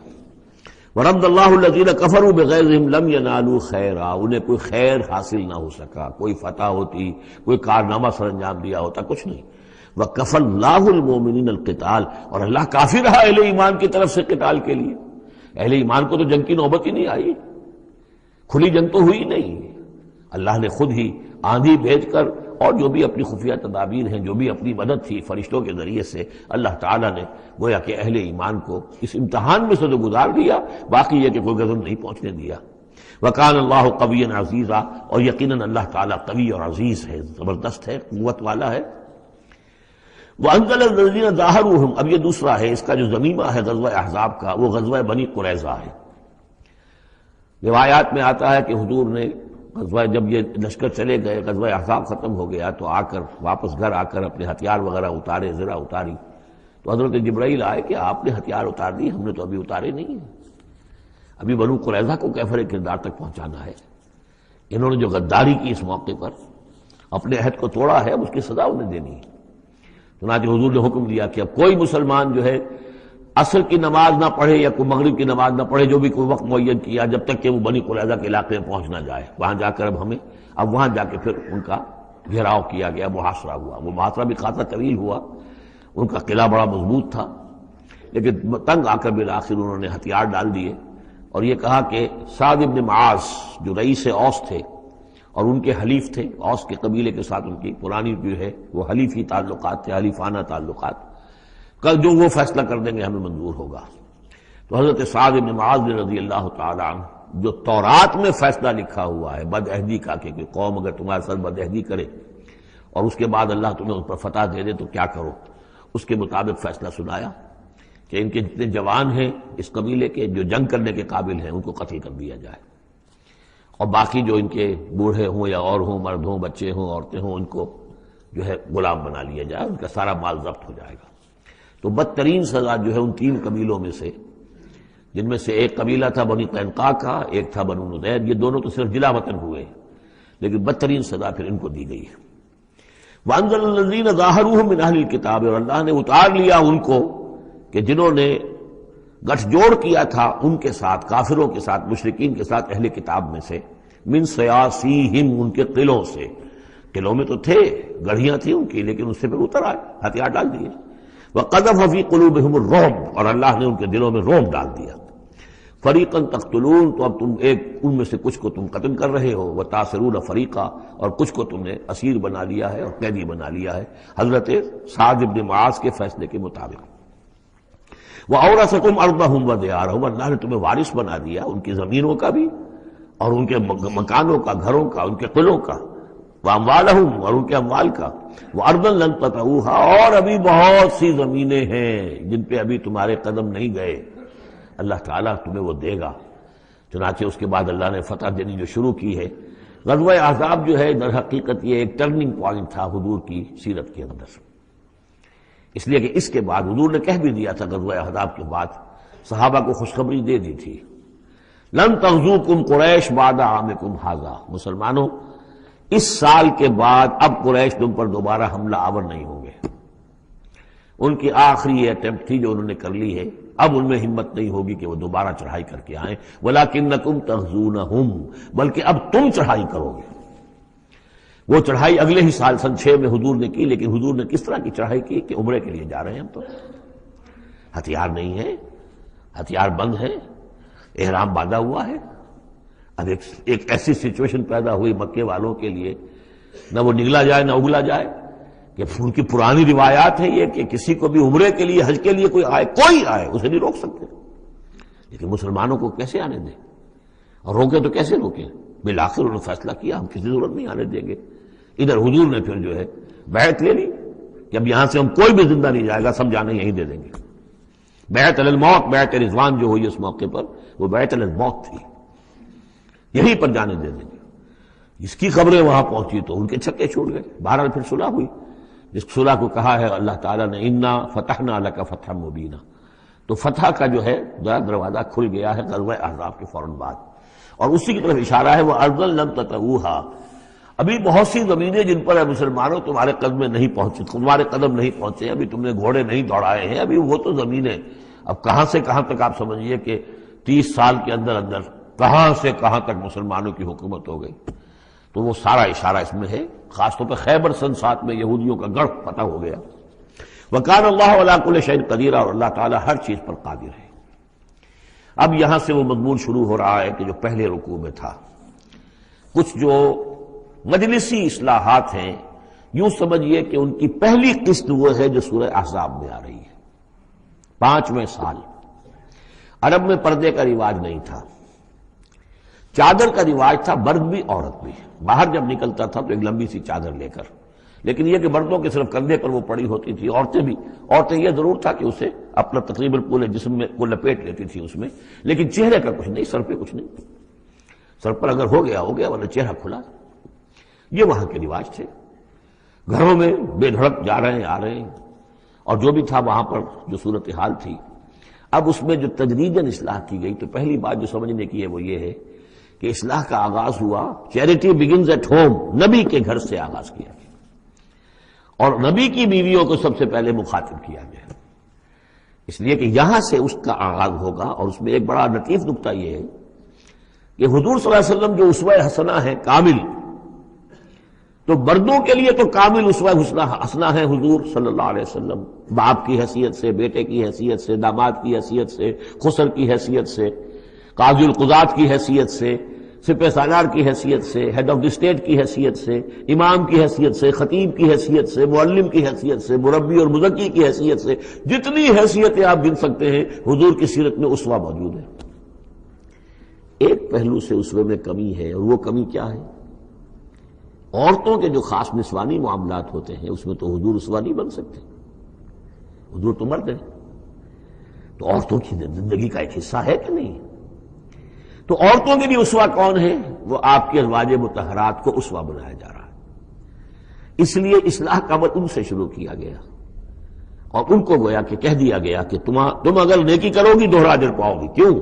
کہ تمہیں تو دیکھ کر تمام مسلمان خواتین نے جو ہے تمہارے نقش قدم کی پیروی کرنی ہے، اور خدا نے خاصہ تم نے کوئی غلط حرکت کی تو تمہیں دوہری سزا ملے گی، اس لیے کہ تم تو ان کے لیے اب اسوہ ہو. تو گویا کہ اسی سورہ مبارکہ میں حضور کے بارے میں آیت آئی ہے لَقَدْ كَانَ لَكُمْ فِي رَسُولِ اللَّهِ أُسْوَةٌ حَسَنَةٌ. لیکن حضور کے اس اسوے میں جو ایک پہلو سے کمی ہے کہ خواتین کے لیے ان کے جو مخصوص نسوانی معاملات ہیں ان کے لیے حضور کی شخصیت میں اسوہ نہیں ہے، اس خلا کو پر کیا ہے ازواج مطہرات کے ذریعے سے. یا ایھا النبی قل لازواجک، اے نبی کہہ دیجئے اپنی بیویوں سے، ان کنتن تردن الحیاۃ الدنیا وزینتہا فتعالین امتعکن واسرحکن سراحا جمیلا. یہ واقعہ ایلا ہے. اب آپ کو معلوم ہے کہ جب مسلمانوں کے ہاں اب خوشحالی آ گئی، اب فتح کا دور شروع ہو گیا، مال غنیمت بھی آیا ہے، تو عام مسلمانوں کے گھر میں خوشحالی ہو گئی، تو ازواج مطہرات بڑھ طبع بشری ان کی طرف سے بھی ایک تقاضا آیا کہ اب ہمارا بھی نفقہ، ہمارا خرچہ کچھ بڑھایا جائے. اس مطالبے کو حضور نے اتنا ناپسند کیا کہ قسم کھا لی کہ 1 مہینے تک میں گھر میں کسی گھر میں نہیں جاؤں گا، کسی اپنی اہلیہ محترمہ سے ملاقات نہیں کروں گا. اور مسجد کے ساتھ ہی ایک بالا خانہ سا تھا، اس میں آپ نے اپنا جو ہے وہ قیام کر لیا. تو ایک طوفان بچ گیا مدینے میں. اب حضرت ابوبکر کی بیٹی حضرت عائشہ حضور کے گھر میں ہے، حضرت عمر کی بیٹی حضرت حفصہ حضور کے گھر میں ہے کہ اب یہ کیا ہو رہا ہے، کیا ان کو طلاق ہو جائے گی، کیا ہوگا، حضور نے کیا فیصلہ کر لیا ہے. اس کو ایلا کہتے ہیں، کچھ عرصے کے لیے بیویوں سے قطع تعلق کر لینا. اور یہ سورہ الذین یولون من نسائہم، اس کا حکم جو ہے وہ آ چکا، 4 مہینے سے زیادہ کی اجازت نہیں ہے. لیکن یہ کہ بہرحال یہ جب حضور نے کیا تو اس کے بعد پھر یہ آیات نازل ہوئیں کہ نبی اب آپ صاف 2 آپشنز رکھ دیجئے اپنی ازواج کے سامنے. اگر تو انہیں دنیا چاہیے تو وہ خود آیات ہی میں دیکھ لیجئے، ان کنتن تردن الحیات الدنیا، کہ اگر تو تم چاہتی ہو دنیا کی زندگی، اس کی زیبائش اور آرائش، وزینتہا فتعالین، آؤ امتعکن، میں تمہیں مال و متاع دے دوں گا، واسرحکن سراحا جمیلا، پھر میں اپنے گھر سے تمہیں رخصت کر دوں گا خوبصورتی کے ساتھ. کوئی دنگا نہیں، کوئی فساد نہیں، کوئی لڑائی نہیں، لیکن یہ کہ پھر تم میرے گھر میں نہیں رہ سکتی، پھر میں اپنے ہاتھ سے تمہیں رخصت کر دوں گا. وَإِن كُنتُنَّ تُرِدْنَ اللَّهَ وَرَسُولَهُ، اور اگر تم طالب ہو اللہ کی اور رسول کی، ان کی رضا چاہتی ہو، وَالدَّارَ الْآخِرَةَ، اور بجائے اس دنیا کے تم آخرت کا گھر جو ہے اس کی طالب بن جاؤ. فَإِنَّ اللَّهَ أَعَدَّ لِلْمُحْسِنَاتِ مِنْكُمْ أَجْرًا عَظِيمًا، تو اللہ تعالیٰ نے تم جیسی نیک بیویوں کے لیے اللہ تعالیٰ نے بہت بڑا اجر جو ہے وہ فراہم کیا ہے، تیار کیا ہے. یعنی اب آپشن تمہارا ہے، اگر دنیا کی آسائش چاہیے تو آؤ، فیصلہ کر لو، چوز کر لو، چوائس از یورس. میں تمہیں مال و متاع دے کر اپنے گھر سے رخصت کر دوں گا خوبصورتی کے ساتھ. اور اگر میرے ہاں رہنا ہے تو پھر تو یہی ہے، فقر ہے، فاقہ ہے، جو اختیاری فقر تھا آپ کا. اور اس میں ظاہر بات واقعہ یہی ہے کہ جب یہ بات رکھی گئی سب سے پہلے حضرت عائشہ نے کہا میں تو اللہ اور اس کے رسول کو منتخب کرتی ہوں، اور ایک ایک کر کے تمام ازواج نے یہ کہا، اپنے تمام مطالبات سے وہ دستبردار ہو گئی. اور پوری زندگی اس طرح گزری ہے کہ کبھی 2 وقت جو ہے چولہا گرم نہیں ہوا ہے محمد کے گھر میں صلی اللہ علیہ، کسی بھی گھر میں، کسی بھی زوجہ محترمہ کے گھر میں. یا نساء النبی من یات منکن بفاحشۃ مبینۃ، اے نبی کی بیویوں، اگر خدا نخواستہ بالفرض تم میں سے کسی کی طرف سے کسی کھلی بے حیائی کا ارتکاب ہوا، یضاعف لها العذاب ضعفین، اسے عذاب دیا جائے گا دگنا. وکان ذلک علی اللہ یسیرا، اور یہ اللہ پر بہت آسان ہے. یہ نہ سمجھنا نبی کی بیویاں تو نبی ہمیں بچا لے گا. اسی لیے قرآن مجید میں بار بار آتا ہے حضرت نوح کی بیوی، حضرت لوط کی بیوی. حضرت لوط کی بیوی کا ذکر بہت زیادہ ہے. نبی بھی اپنی بیوی کو نہیں بچا سکتا اگر اس کا اپنا کردار غلط ہے، اس کا اپنا جو رویہ ہے صحیح نہیں ہے، اگر اس ایمان اور عمل صالح سے محروم ہے تو کچھ نہیں. چنانچہ حضور نے ایک مرتبہ اپنے قریبی گھرانے کی جو خواتین تھیں ان کو بٹھایا اور ایک ایک کا نام لے کر کہا ہے، یا فاطمہ بنت محمد صلی اللہ علیہ وسلم انقذی نفسک من النار فانی لا املک لک من اللہ شیئا. اے فاطمہ محمد کی بیٹی، خود اپنے آپ کو آگ سے بچاؤ، نکالو اپنے آپ کو آگ سے اپنے عمل سے، اس لیے کہ مجھے اللہ کے ہاں کوئی اختیار تمہارے بارے میں حاصل نہیں ہوگا. اگر فاطمہ کے بارے میں نہیں تو پھر کس کے بارے میں؟ یا صفیہ امت رسول اللہ، اے صفیہ اللہ کے رسول کی پھوپھی، انقذی نفسک من النار فانی لا املک لک من اللہ شیئا، اپنے آپ کو جہنم کی آگ سے بچانے کی کوشش کرو، اس سے نکالو اپنے آپ کو، اور میں قیامت کے دن، میں اللہ کے محاسبے کے وقت میں تمہارے کام نہیں آ سکوں گا. وَمَن يَقْنُتْ مِنكُنَّ لِلَّهِ وَرَسُولِهِ، تو اب جو کوئی بھی تم میں سے اللہ اور اس کے رسول کی اطاعت پر کاربند ہو جائے، فرما برداری اختیار کرے، وَتَعْمَلْ صَالِحًا، اور نیک عمل کرے، نُؤْتِهَا أَجْرَهَا مَرَّتَيْنِ، تو اسے ہم اس کا اجر بھی دیں گے دوہرا. غلطی کرو گی تو سزا دگنی، اور صحیح طرز عمل ہوگا ایمان اور عمل صالح والا تو اجر بھی تمہارا دگنا ہوگا. اعتدنا لها رزقا کریما، اور اس کے لیے اللہ تعالیٰ نے، ہم نے بہت ہی رزق کریم باعزت روزی کا اہتمام جنات کے اندر کیا ہوا ہے. یا نساء نبی لستن کاحد من النساء، اے نبی کی بیویوں تم عام عورتوں کے مانند نہیں ہو، تم نبی کی بیویاں ہو. یہاں اس کو سمجھ لیجیے، مراد کیا ہے کہ تمہیں اسوہ بننا ہے امت کی تمام خواتین کے لیے تا قیامت. لستن کاحد من النساء. اب پہلی ہدایت یہ دی گئی اتقیتن فلا تخضعن بالقول.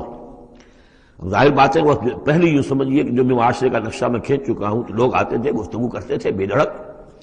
پہلی بات تو یہ آپ نے فرمائی کہ اگر تم تقوی دل میں رکھو اور لوگوں سے بات کرتے ہوئے اپنی آواز میں لوچ پیدا نہ کرو، نرمی پیدا نہ کرو۔ ظاہر بات ہے عورت کی آواز اس کے اندر مرد کے لیے کشش ہے، اور اگر کہیں طرح اس میں لوچ بھی ہو تو اگر کسی کے دل میں کوئی خباثت ہے، کوئی گندگی ہے، منافق بھی تو اسی معاشرے میں تھے نا، اور وہ تو کوئی موقع نہیں جانے دینا چاہتے تھے کوئی سکینڈل اٹھانے کا حضور کے خلاف اگر ہو جائے۔ سورہ نور میں ہم پڑھ چکے ہیں کہ حضرت عائشہ تک پر توبت لگ گئی۔ یہ کہ اگر فیطمع الذی فی قلبہ مرض، کہ کہیں تم تو اپنی شرافت اور مروت کی وجہ سے نرم انداز میں بات کرو، اور جس کے دل میں کوئی روگ ہے، منافقت کا روگ ہے، بیماری ہے، وہ کوئی اور ہی امید لگا لے کہ شاید ان کی کوئی توقع، شاید میں یعنی یہاں پہ اگر کوئی محنت کروں، کوشش کروں تو شاید میری دال گل جائے، کسی بری نیت اور ارادے کو دل میں پال لے۔ وَقُلْنَ قَوْلًا مَعْرُوفًا، بات کرو بڑی معروف انداز میں، لیکن انداز جو ہے اس میں وہ سختی کا ہونا چاہیے، بجائے اس کے کہ اس کے اندر وہ نرمی ہو اور شیرینی ہو۔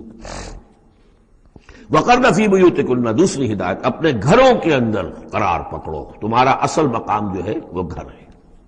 اب یہ اصول دیے جا رہے ہیں، یعنی سمجھئے کہ یہ اصلاحات جو ہو رہی ہیں، مخلوط معاشرہ نہیں ہے اسلامی معاشرہ، عورت کا اصل مقام اس کا گھر ہے، ماں کی حیثیت سے، بہن کی حیثیت سے، بیٹی کی حیثیت سے، بیوی کی حیثیت سے، گھر کے اندر۔ وَقَرْنَ فِي بُيُوتِكُنَّ وَلَا تَبَرَّجْنَ تَبَرُّجَ الْجَاهِلِيَّةِ الْأُولَىٰ، اور مت نکلو باہر بن سنور کر جیسے کہ جاہلیت اولیٰ میں رواج تھا۔ جاہلیت، پچھلی جاہلیت جو تھی، اسلام کے آنے سے پہلے جو تہذیب، جو کلچر وہاں تھا، وہ طریقتکم المثلی، وہ بھی کہتے ہوں گے کہ ہمارا بڑا مثالی کلچر ہے یہ، اس کلچر کو چھوڑو۔ اور یہ جو بن سمر کر باہر نکلنے والی بات ہے کہ تبرج کہتے ہیں کہ نمایاں ہونا، یعنی عورت اگر بناؤ سگار کر کے نکلتی ہے مردوں میں تو کیا چاہتی ہے؟ وہی چاہتی ہے کہ لوگوں کی نگاہیں میری طرف اٹھے، میں توجہات کا مرکز بن جاؤں۔ یہ کام اب چھوڑ دو بالکل، اگر خدا نے خواستہ کہیں ہے بھی کسی کا کوئی پس منظر میں، تو اس کی دوسری ہدایت یہ آئی، گھروں میں قرار پکڑو، گھروں میں رہو، گھروں میں بیٹھو۔ وَقَرْنَ فِي بُيُوتِكُنَّ وَلَا تَبَرَّجْنَ تَبَرُّجَ الْجَاهِلِيَّةِ الْأُولَىٰ وَأَقِمْنَ الصَّلَاةَ وَآتِينَ الزَّكَاةَ وَأَطِعْنَ اللَّهَ وَرَسُولَهُ، اور نماز قائم کرو اور زکوٰۃ ادا کرو اور اللہ کی اور اس کے رسول کی اطاعت پر کاربند رہو۔ إِنَّمَا يُرِيدُ اللَّهُ لِيُذْهِبَ عَنكُمُ الرِّجْسَ أَهْلَ الْبَيْتِ وَيُطَهِّرَكُمْ تَطْهِيرًا۔ اے نبی کے گھر والوں، یا اہل البیت اب آ گیا یہاں پہ، نبی کے گھر والوں، اس سے پہلے ہم پڑھ چکے ہیں یہ اہل البیت حضرت سارہ کو خطاب کیا تھا فرشتوں نے کہ سلام ہو آپ کو اے نبی کے گھر والوں، اہل البیت، اور یہاں ساری گفتگو جو ہو رہی ہے وہ حضور کے ازواج سے ہو رہی ہے۔ تو اہل بیت اصلاً ہیں حضور کی ازواج مطہرات۔ البتہ یہ ہم مانتے ہیں کہ حدیث ہے، حضور نے یہ چاہا ہے، جو آپ کو محبت تھی حضرت فاطمہ سے، حضرت علی سے اور حضرات حسنین سے رضی اللہ تعالی عنہم، آپ نے فرمایا اللہم ہؤلاء اہل بیتی، اے اللہ یہ بھی میرے اہل بیت ہے، بس یہاں پر بھی کا اضافہ کر لیجئے، کوئی حرج نہیں، اصل اہل بیت ازواج مطہرات ہے، لیکن اے اللہ یہ بھی میرے اہل بیت ہے۔ تو فرمایا اے نبی کے گھر والوں، یعنی اے نبی کی بیویوں، اللہ تعالیٰ یہ چاہتا ہے کہ تم سے ہر نوع کی برائی کو، گندگی کو بالکل دور کر کے تمہیں پاک اور صاف کر دے، یطہرکم تطہیرا، پوری طرح پاک اور صاف کر دے۔ کیوں؟ تمہیں اسوہ بننا ہے، تمہیں نمونہ بننا ہے۔ نمونہ تو بے داغ ہونا چاہیے، جیسے محمد رسول اللہ صلی اللہ علیہ وسلم کی شخصیت ہے، آئیڈیل پرسنالٹی، آئیڈیل، تو آئیڈیل تو بے داغ ہونا چاہیے۔ اسی طریقے سے تم جس مقام پر ہو کہ اب خواتین امت کے لیے، پوری امت مسلمہ کی عورتوں کے لیے تمہیں اسوہ بننا ہے۔ وَاذْكُرْنَ مَا يُتْلَىٰ فِي بُيُوتِكُنَّ، اور ذرا یاد کیا کرو جو کچھ کے تلاوت کی جاتی ہے تمہارے گھروں میں، من آیات اللہ، اللہ کی آیات میں سے تمہارے گھروں میں وہی اترتی ہے، محمد رسول اللہ صلی اللہ علیہ وسلم۔ بلکہ ایک خاص جو مقام ہے حضرت عائشہ کا، وہ تو حضور نے فرمایا ہے کہ کسی اور میری بیوی کے لحاف میں، جبکہ ایک ہی لحاف میں حضور بھی تھے اور حضرت عائشہ بھی تھی، تو مجھ پر وہی نازل نہیں ہوئی سوائے عائشہ کے لحاف کے۔ لحاف کے اندر بھی وہی نازل ہو رہی ہے، وہ تو دل پہ نازل ہوتی تھی، اس کے اندر تو کوئی دروازے نہیں کھولنے پڑتے تھے کہ حضرت جبریل آئے دروازہ کھولو پھر وہی لے کر آئے ہیں، وہ تو یہ کہ فرشتہ ہے اور دل پر نازل کر رہا ہے۔ تو فرمایا کہ تمہارے گھروں میں اللہ کی آیات کی تلاوت کی جا رہی ہے، والحکمہ، اور نبی کی زبان مبارک سے جو احادیث ہیں جو آپ بیان کر رہے ہیں، سب سے بڑھ کر تو تمہارے سامنے آ رہی ہے حکمت نبوی، یعنی وہ جو وحی خفی ہے اس کا بھی سب سے بڑھ کر تمہارے سامنے جو ہے چرچا ہو رہا ہے۔ ان اللہ کان لطیفا خبیرا، یقین اللہ تعالیٰ بہت باریک بین ہے اور باخبر ہے۔ اب وہ آیت آ گئی ہے، آیت نمبر 35 جس کا میں نے تذکرہ کیا تھا، سورہ نور کی آیت نمبر 35، وہ ہے حقیقت ایمان پر. اللہ نور السماوات والارض مثل نورہ کمشکاۃ فیہا مصباح المصباح فی زجاجہ الزجاجۃ کأنہا کوکب دری یوقد من شجرۃ مبارکۃ زیتونۃ لا شرقیۃ ولا غربیہ یکاد زیتها یضیء ولو لم تمسسہ نار نور علی نور یہدی اللہ لنورہ من یشاء ویضرب اللہ الامثال للناس واللہ بکل شیء علیم. یہ ایک آیت ہے، بڑی آیت ہے. ایمان کی ماہیت، ایمان کی حقیقت، ایمان کے اجزاء ترکیبی. اب اس ایمان کا ظہور جو انسانی شخصیت میں ہوتا ہے، اور اس کو اب یہاں پہ 10 صفات جو ہے گنوائی گئی ہیں، لیکن چونکہ یہاں پہ اس سورہ مبارکہ کا بھی اور سورہ نور کا بھی، جیسا کہ ان دونوں کا مضمون یہ ہے کہ وہ جو معاشرتی اصلاح اور ان میں خواتین جو ہیں ان کے مسائل کو خاص طور پہ لایا جا رہا ہے.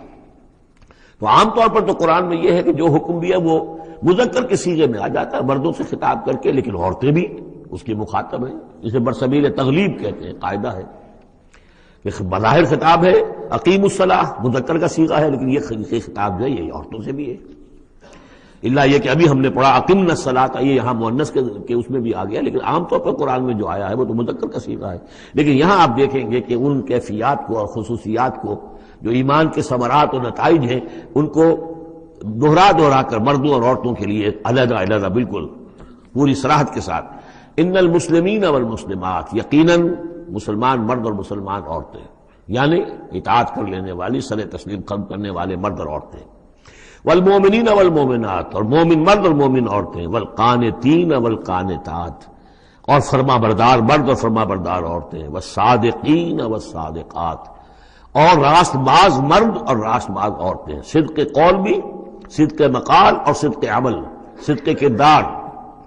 والصابرین والصابرات، اور صبر کرنے والے مرد اور صبر کرنے والی عورتیں. والخاشعین والخاشعات، اور اللہ کے سامنے جھکے رہنے والے مرد اور جھکے رہنے والی عورتیں. والمتصدقین والمتصدقات، اور اللہ کے لیے صدقہ دینے والے مرد اور صدقہ دینے والی عورتیں. والصائمین والصائمات، اور روزہ رکھنے والے مرد اور روزہ رکھنے والی عورتیں. والحافظین فروجہم والحافظات، اور اپنے شرمگاہوں کی حفاظت کرنے والے مرد اور اپنی شرمگاہوں کی حفاظت کرنے والی عورتیں. والذاکرین اللہ کثیرا والذاکرات، اور کثرت کے ساتھ اللہ کا ذکر کرنے والے مرد اور ذکر کرنے والی عورتیں. اعد اللہ لہم مغفرۃ واجرا عظیما، اللہ تعالیٰ نے ان سب کے لیے مغفرت اور بہت بڑا اجر تیار کر رکھا ہے. اللہم ربنا اجعلنا منہم، اللہم ربنا اجعلنا منہم. اب وہ مسئلہ آ رہا ہے کہ جس کی تمہید ہوئی تھی پہلے رکوع میں، حضرت زینب رضی اللہ تعالیٰ عنہ سے حضور کی شادی کا معاملہ، اور اس سے پہلے حضور کے کہنے کی وجہ سے حضرت زینب کا نکاح جو حضرت زید ابن حارثہ سے ہوا. پھر زید ابن حارثہ رضی اللہ تعالیٰ عنہ نے جو ان کو طلاق دینی چاہی. پھر حضور کے دل میں جو یہ خیال ہوا کہ میں نے پہلے تو حکم دے کر نکاح پر مجبور کیا، اب اگر یہ داغ لگ جاتا ہے زینب کو تو گویا کہ پھر تو ایک ہی شکل رہ جائے گی اس کی دلجوئی کی، تلافی کی، کہ میں خود نکاح کروں. اب میں خود نکاح کروں گا تو چونکہ زید میرا منہ بولا بیٹا رہا ہے پہلے، ایک طوفان اٹھ کھڑا ہوگا.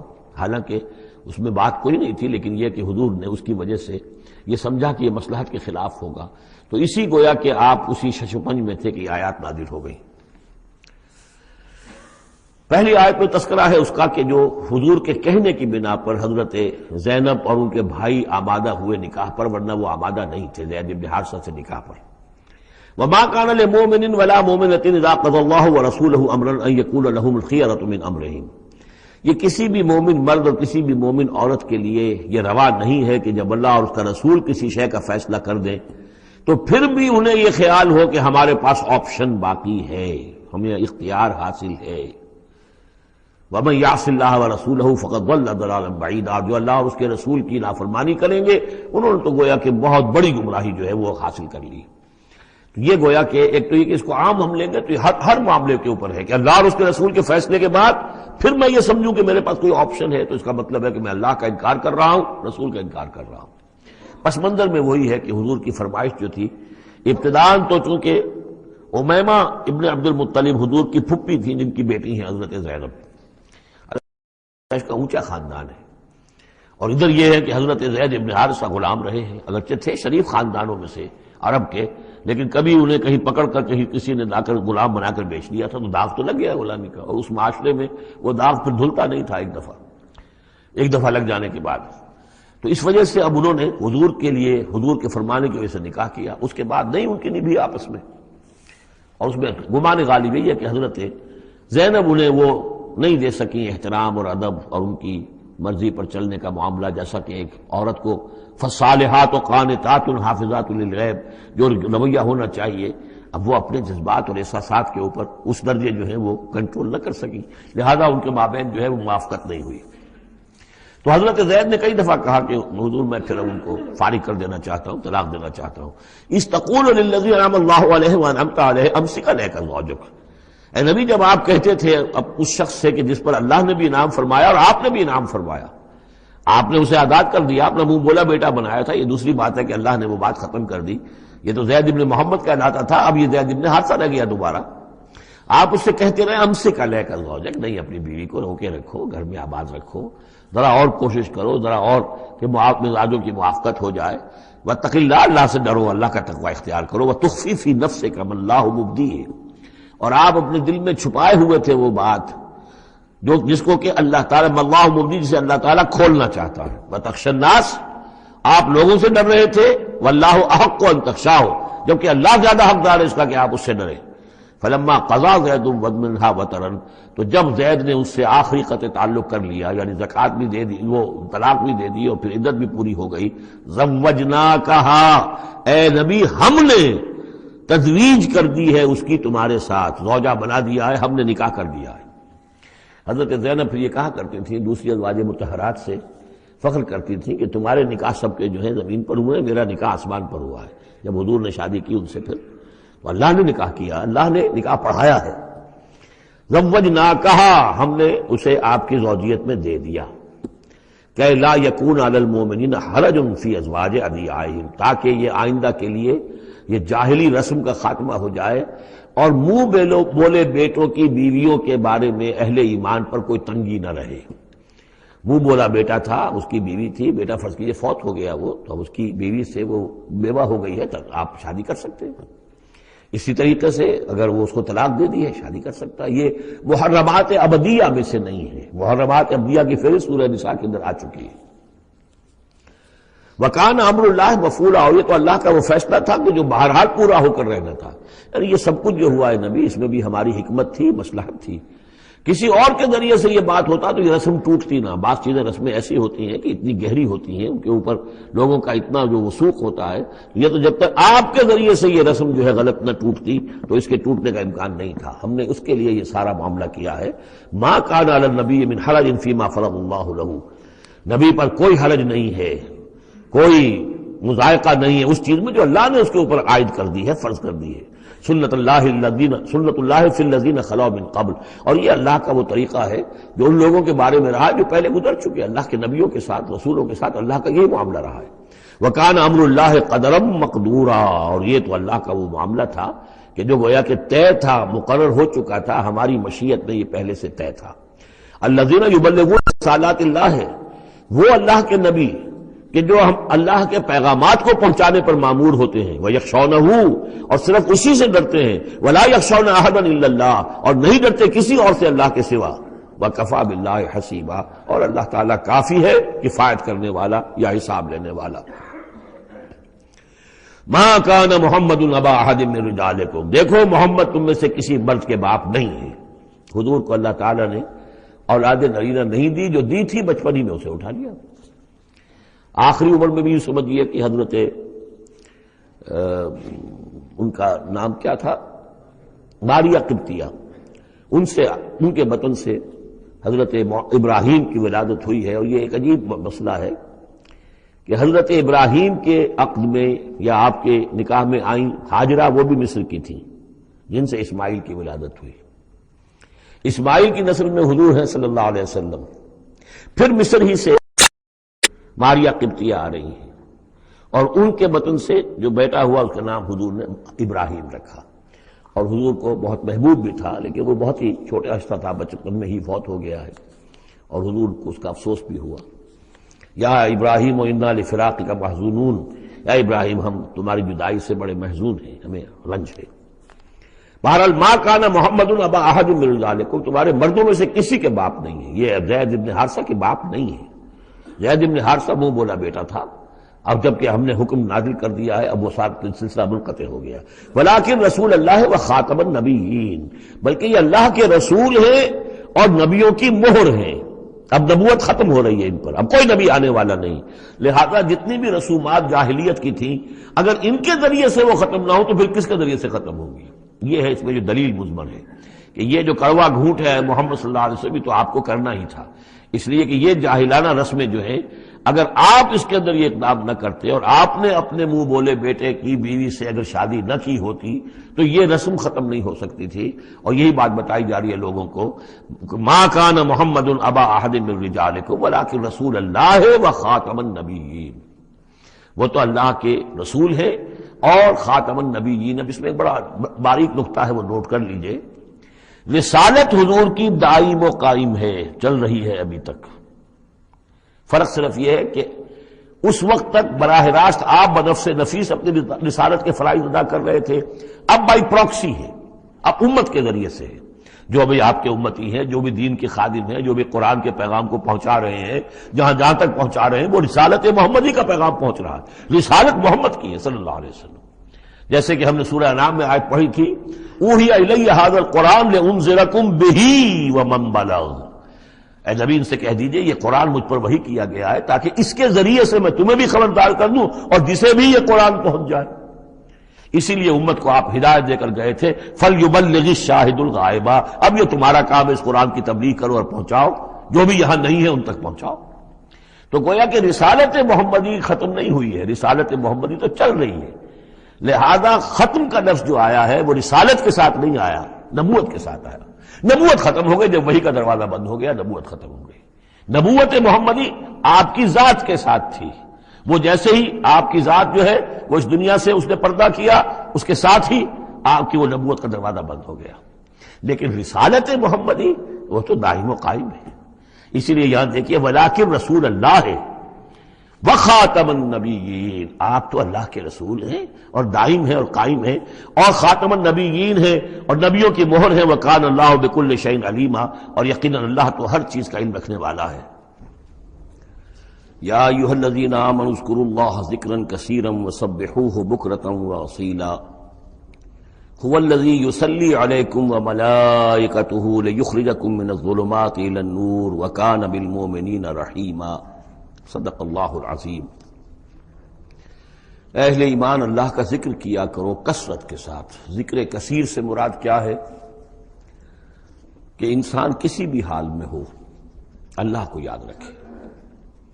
پنجابی میں ایک کہاوت ہے، ہتھ کارول دل یارول، کام آپ کر رہے ہیں، کوئی بھی کر رہے ہیں، لیکن یہ کہ آپ کا دل اللہ کے ساتھ لگا ہونا چاہیے۔ اس کا جو بہترین طریقہ ہے وہ یہ ہے کہ تمام جو بھی معمولات زندگی کے ہیں ان کے ساتھ ہی حضور صلی اللہ علیہ وسلم سے مسنون دعائیں ہیں۔ گھر میں داخل ہو رہے ہیں تو دعا مانگیے، باہر نکل رہے ہیں تو دعا مانگیے، بازار میں داخل ہو رہے ہیں تو دعا مانگیے، بازار سے باہر آ رہے ہیں دعا مانگیے، بیت الخلاء میں داخل ہو رہے ہیں دعا ہے۔ لیکن آپ کام بھی کر رہے ہیں ساتھ کے ساتھ، کوئی اضافی وقت آپ کا نہیں لگ رہا ہے، لیکن اس میں یہ ہے کہ آپ کا اللہ کے ساتھ ایک رشتہ قائم رہے۔ باقی یہ کہ قرآن سب سے بڑا ذکر ہے، پھر نماز، یہ تو ہم پڑھ چکے ہیں 21ویں پارے کی پہلی آیت، وَاتْلُ مَا أُوحِيَ إِلَيْكَ مِنَ الْكِتَابِ وَأَقِمِ الصَّلَاةَ إِنَّ الصَّلَاةَ تَنْهَىٰ عَنِ الْفَحْشَاءِ وَالْمُنكَرِ وَلَذِكْرُ اللَّهِ أَكْبَرُ۔ تو اللہ کا ذکر کرو کثرت کے ساتھ، وَسَبِّحُوهُ بُكْرَةً وَأَصِيلًا، اور صبح و شام اس کی تسبیح کرتے رہو۔ هُوَ الَّذِي يُصَلِّي عَلَيْكُمْ وَمَلَائِكَتُهُ، وہ تم پر اپنی رحمتیں بھیجتا رہتا ہے، اپنی عنایتیں اور شفقتیں نازل فرماتا رہتا ہے، نہ صرف وہ خود بلکہ اس کے ملائکہ بھی۔ اب یہ دیکھیے وہی لفظ ہے کہ جو حضور کے بارے میں آیا ہے، ان اللہ و ملائکتہ یصلون علی النبی، یقیناً اللہ اور اس کے فرشتے نبی پر رحمتیں بھیجتے ہیں، لیکن یہ فرمایا جا رہا کہ ایک عام اہل ایمان کو بھی حصہ ملتا ہے اس میں سے، اللہ کی عنایتیں ہیں، اللہ کی رحمتیں ہیں، وہی لفظ استعمال ہو رہا ہے اہل ایمان کے لیے۔ هو الذی یصلی علیکم وملائکتہ لیخرجکم من الظلمات الی النور، وہ اپنی رحمتیں اور عنایتیں نازل فرماتا رہتا ہے، وہ بھی اور اس کے فرشتے بھی، تاکہ نکالیں تمہیں اندھیروں سے روشنی کی طرف۔ وَكَانَ بِالْمُؤْمِنِينَ رَحِيمًا، اور یقیناً اللہ تعالیٰ کے اہل ایمان کے حق میں وہ بہت رحیم ہے۔ تحیتہم یوم یلقونہ سلام، ان کی دعا جو ہے جس روز کہ وہ اللہ سے ملیں گے ہوگا سلام، وعد لہم اجرا قریبا، اور اللہ تعالیٰ نے ان کے لیے بہت باعزت اجر فراہم کیا ہوا ہے۔ یا ایھا النبی انا ارسلناک شاہدا ومبشرا ونذیرا وداعیا الی اللہ باذنہ وسراجا منیرا۔ اے نبی، اب یہاں نوٹ کیجئے، اے نبی، ہم نے بھیجا ہے آپ کو۔ یہ نبوت اور رسالت کا کے درمیان جو ربط و تعلق ہے وہ بھی یہاں پر واضح ہو جائے گا۔ جیسے جس کسی شخص نے سی ایس پی کا امتحان پاس کر لیا، اب اس کی اپوائنٹمنٹ ہوتی ہے کسی جگہ پر، جاؤ وہاں پر ڈی سی لگو یا وہاں کوئی اور عہدہ جو ہے، ایک ہے اپوائنٹمنٹ، ایک ہے کاڈر۔ نبوت کاڈر ہے، اس کاڈر میں جو آ گئے ہیں اب ان کو جن کو اللہ ان میں سے چاہتا ہے اپوائنٹ کرتا ہے کسی خاص قوم کی طرف، کسی خاص علاقے کی طرف، تو اس اپوائنٹمنٹ کے بعد وہ اب رسول ہے۔ یا ایھا النبی، اے نبی، اسی لیے کہا جاتا ہے کہ حضور کی نبوت کا ظہور جو ہوا ہے وہ پہلی وحی سے۔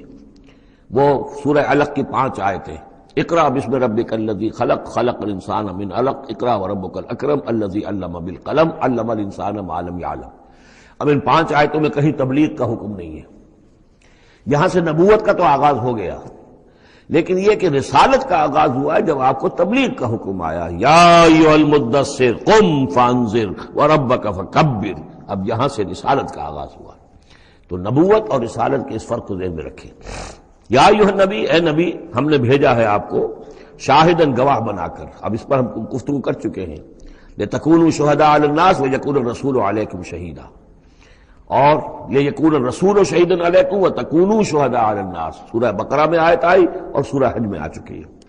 اور مبشر اور نذیر، بشارت دینے والے، خبردار کرنے والے، یہ تو بہت مرتبہ آ چکا ہے، جمع کے صیغے میں، واحد کے صیغے میں۔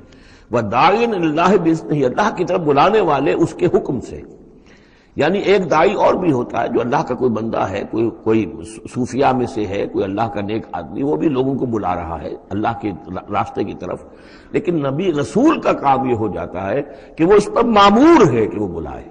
اس میں زمین و آسمان کا فرق ہے کہ ایک ہے کہ حفظان صحت کے اصولوں پر تمام شہریوں کو جو ہے اس پہ خیال رکھنا چاہیے، عمل کرنا چاہیے، گلیوں میں گندگی نہ ہو، یہ نہ ہو، وہ نہ ہو، یہ تو گویا کہ اصول شہریت میں سے ہے۔ ایک محکمہ ہے جو قائم کیا گیا اسی کام کے لیے، وہ تو مامور ہے، وہ تو تنخواہ اسی کی لیتے ہیں، لہذا وہ ہم وقت اسی کام کے اوپر لگے ہوئے ہیں۔ تو اسی طریقے سے دفاع وطن ہے، ویسے تو ہر شہری کا فرض ہے کہ اس کے لیے اپنے آپ کو ہر وقت تیار رکھے، لیکن ایک فوج آپ نے تیار کی ہوئی ہے جو اسی کام کے لیے۔ تو رسول تو گویا کہ وہ پھر داعی اللہ باذنہ ہی، اللہ کے حکم سے مامور من اللہ ہو کر پھر وہ جو ہے دعوت دیتا ہے۔ وسراجا منیرا، اور آپ کو ایک بہت روشن چراغ بنا دیا، چراغ ہدایت۔ وبشر المؤمنین بان لهم من اللہ فضلا کبیرا، اور اہل ایمان کو آپ بشارت دے دیجئے کہ ان کے لیے اللہ کی طرف سے بہت بڑا فضل ہے۔ ولا تطع الکافرین والمنافقین ودع اذاہم، اور آپ ان کافروں اور منافقوں کی باتیں نہ مانیے، ان کی طرف دھیان بھی مت دیجیے۔ ودع اذاہم، اور وہ جو کچھ بھی اذیت آپ کو دینا چاہ رہے ہیں، تکلیف پہنچا رہے ہیں، کوفت پہنچا رہے ہیں، دفع کیجیے ان کی ایذاؤں کو۔ وتوکل علی اللہ، اللہ تعالیٰ پر توکل کیجیے۔ وکفیٰ باللہ وکیلا، اللہ کافی ہے آپ کے لیے سہارا، اور آپ کی مدد کرنے کے لیے اللہ کافی ہے۔ یہ کچھ نہیں بگاڑ سکیں گے، جو چاہیں اسکینڈلز اٹھا لیں، جو چاہیں آپ کے خلاف سازشیں کر لیں، آپ کا بال بیکا نہیں کر سکیں گے۔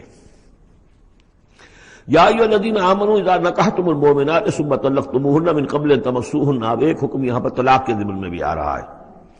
پہلے آ چکا ہے کہ اگر نکاح ہو چکا ہے کسی سے اور کوئی مہر مقرر نہیں ہوا تھا، لیکن پھر بھی طلاق اگر دینی ہے تو بہرحال اسے کچھ نہ کچھ مہر جو ہے وہ اس کو کچھ نہ کچھ دے دلا کے رخصت کرنا چاہیے، اور اگر ملاقات سے قبل نکاح دی ہے، مہر طلاق دینی ہے، مہر مقرر ہو چکا تھا تو آدھا مہر دینا ہوگا۔ اب یہاں مسئلہ آ رہا عدت کا۔ یا ایھا الذین آمنوا، اہل ایمان، اذا نکحتم المؤمنات، جب تم مومن خواتین سے نکاح کرو، ثم طلقتموہن من قبل ان تمسوہن، پھر کوئی سبب ایسا ہو جائے کہ اس سے پہلے کہ تمہاری ان سے ملاقات ہو، تم انہیں چھو، انہیں تم طلاق دے دو، فما لکم علیہن من عدت تعتدونہا، تو پھر تمہارا کوئی حق نہیں ہے کہ وہ عورت جو ہے عدت کرے اور اس کو تم عدت پوری کرواؤ اس سے، اس لیے کہ تمہاری ملاقات ہی نہیں ہوئی، کوئی سوال ہی پیدا نہیں ہوتا کہ اس کے رحم میں کوئی بچہ جو ہے اللہ تعالیٰ نے اس کو تخلیق فرما دیا ہو۔ لہذا عدت تو اس لیے ہوتی ہے کہ یہ بات پوری طریقے سے واضح ہو جائے کہ اس معاملے میں سابق شوہر سے کسی کے اس کے وطن میں کوئی کسی کا حمل نہیں ہے۔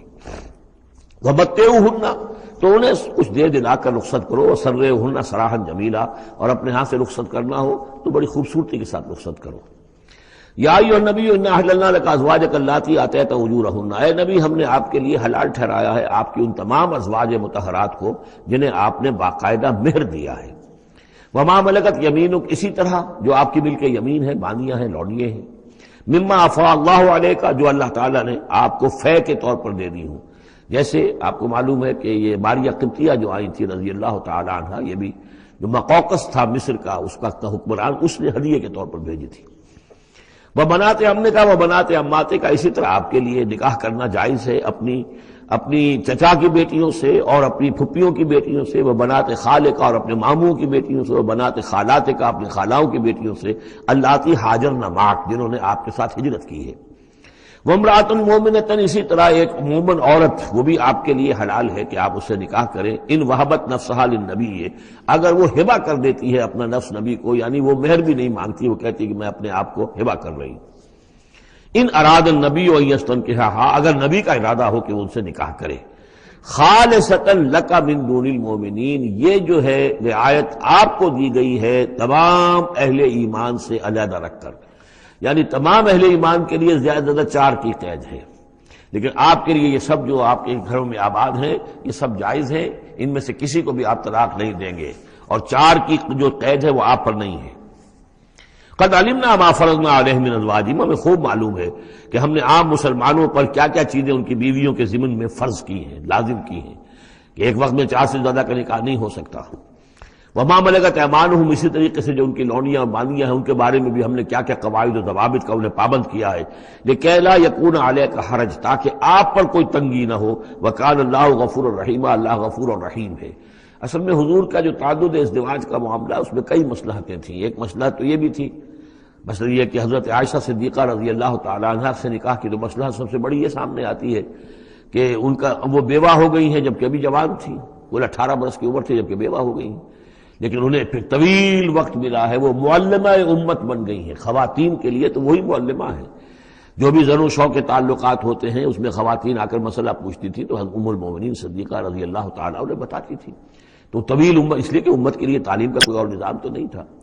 اسی طرح عرب کا جو معاشرہ تھا، قبائلی معاشرہ تھا، اس میں یہ ہوتا تھا کہ کوئی بڑی شخصیت جو ہے اس کے دوسرے جو قبائل ہیں ان کے سرداروں وغیرہ سے کوئی رشتہ داری اگر ہو جائے تو اس سے بھی ایک تقویت حاصل ہوتی تھی اس نظام کو۔ تو یہ مختلف اسباب سے حضور کے لیے خاص طور پر یہ رعایت جو ہے کی گئی ہے کہ جو عام مسلمانوں کے لیے نہیں ہے۔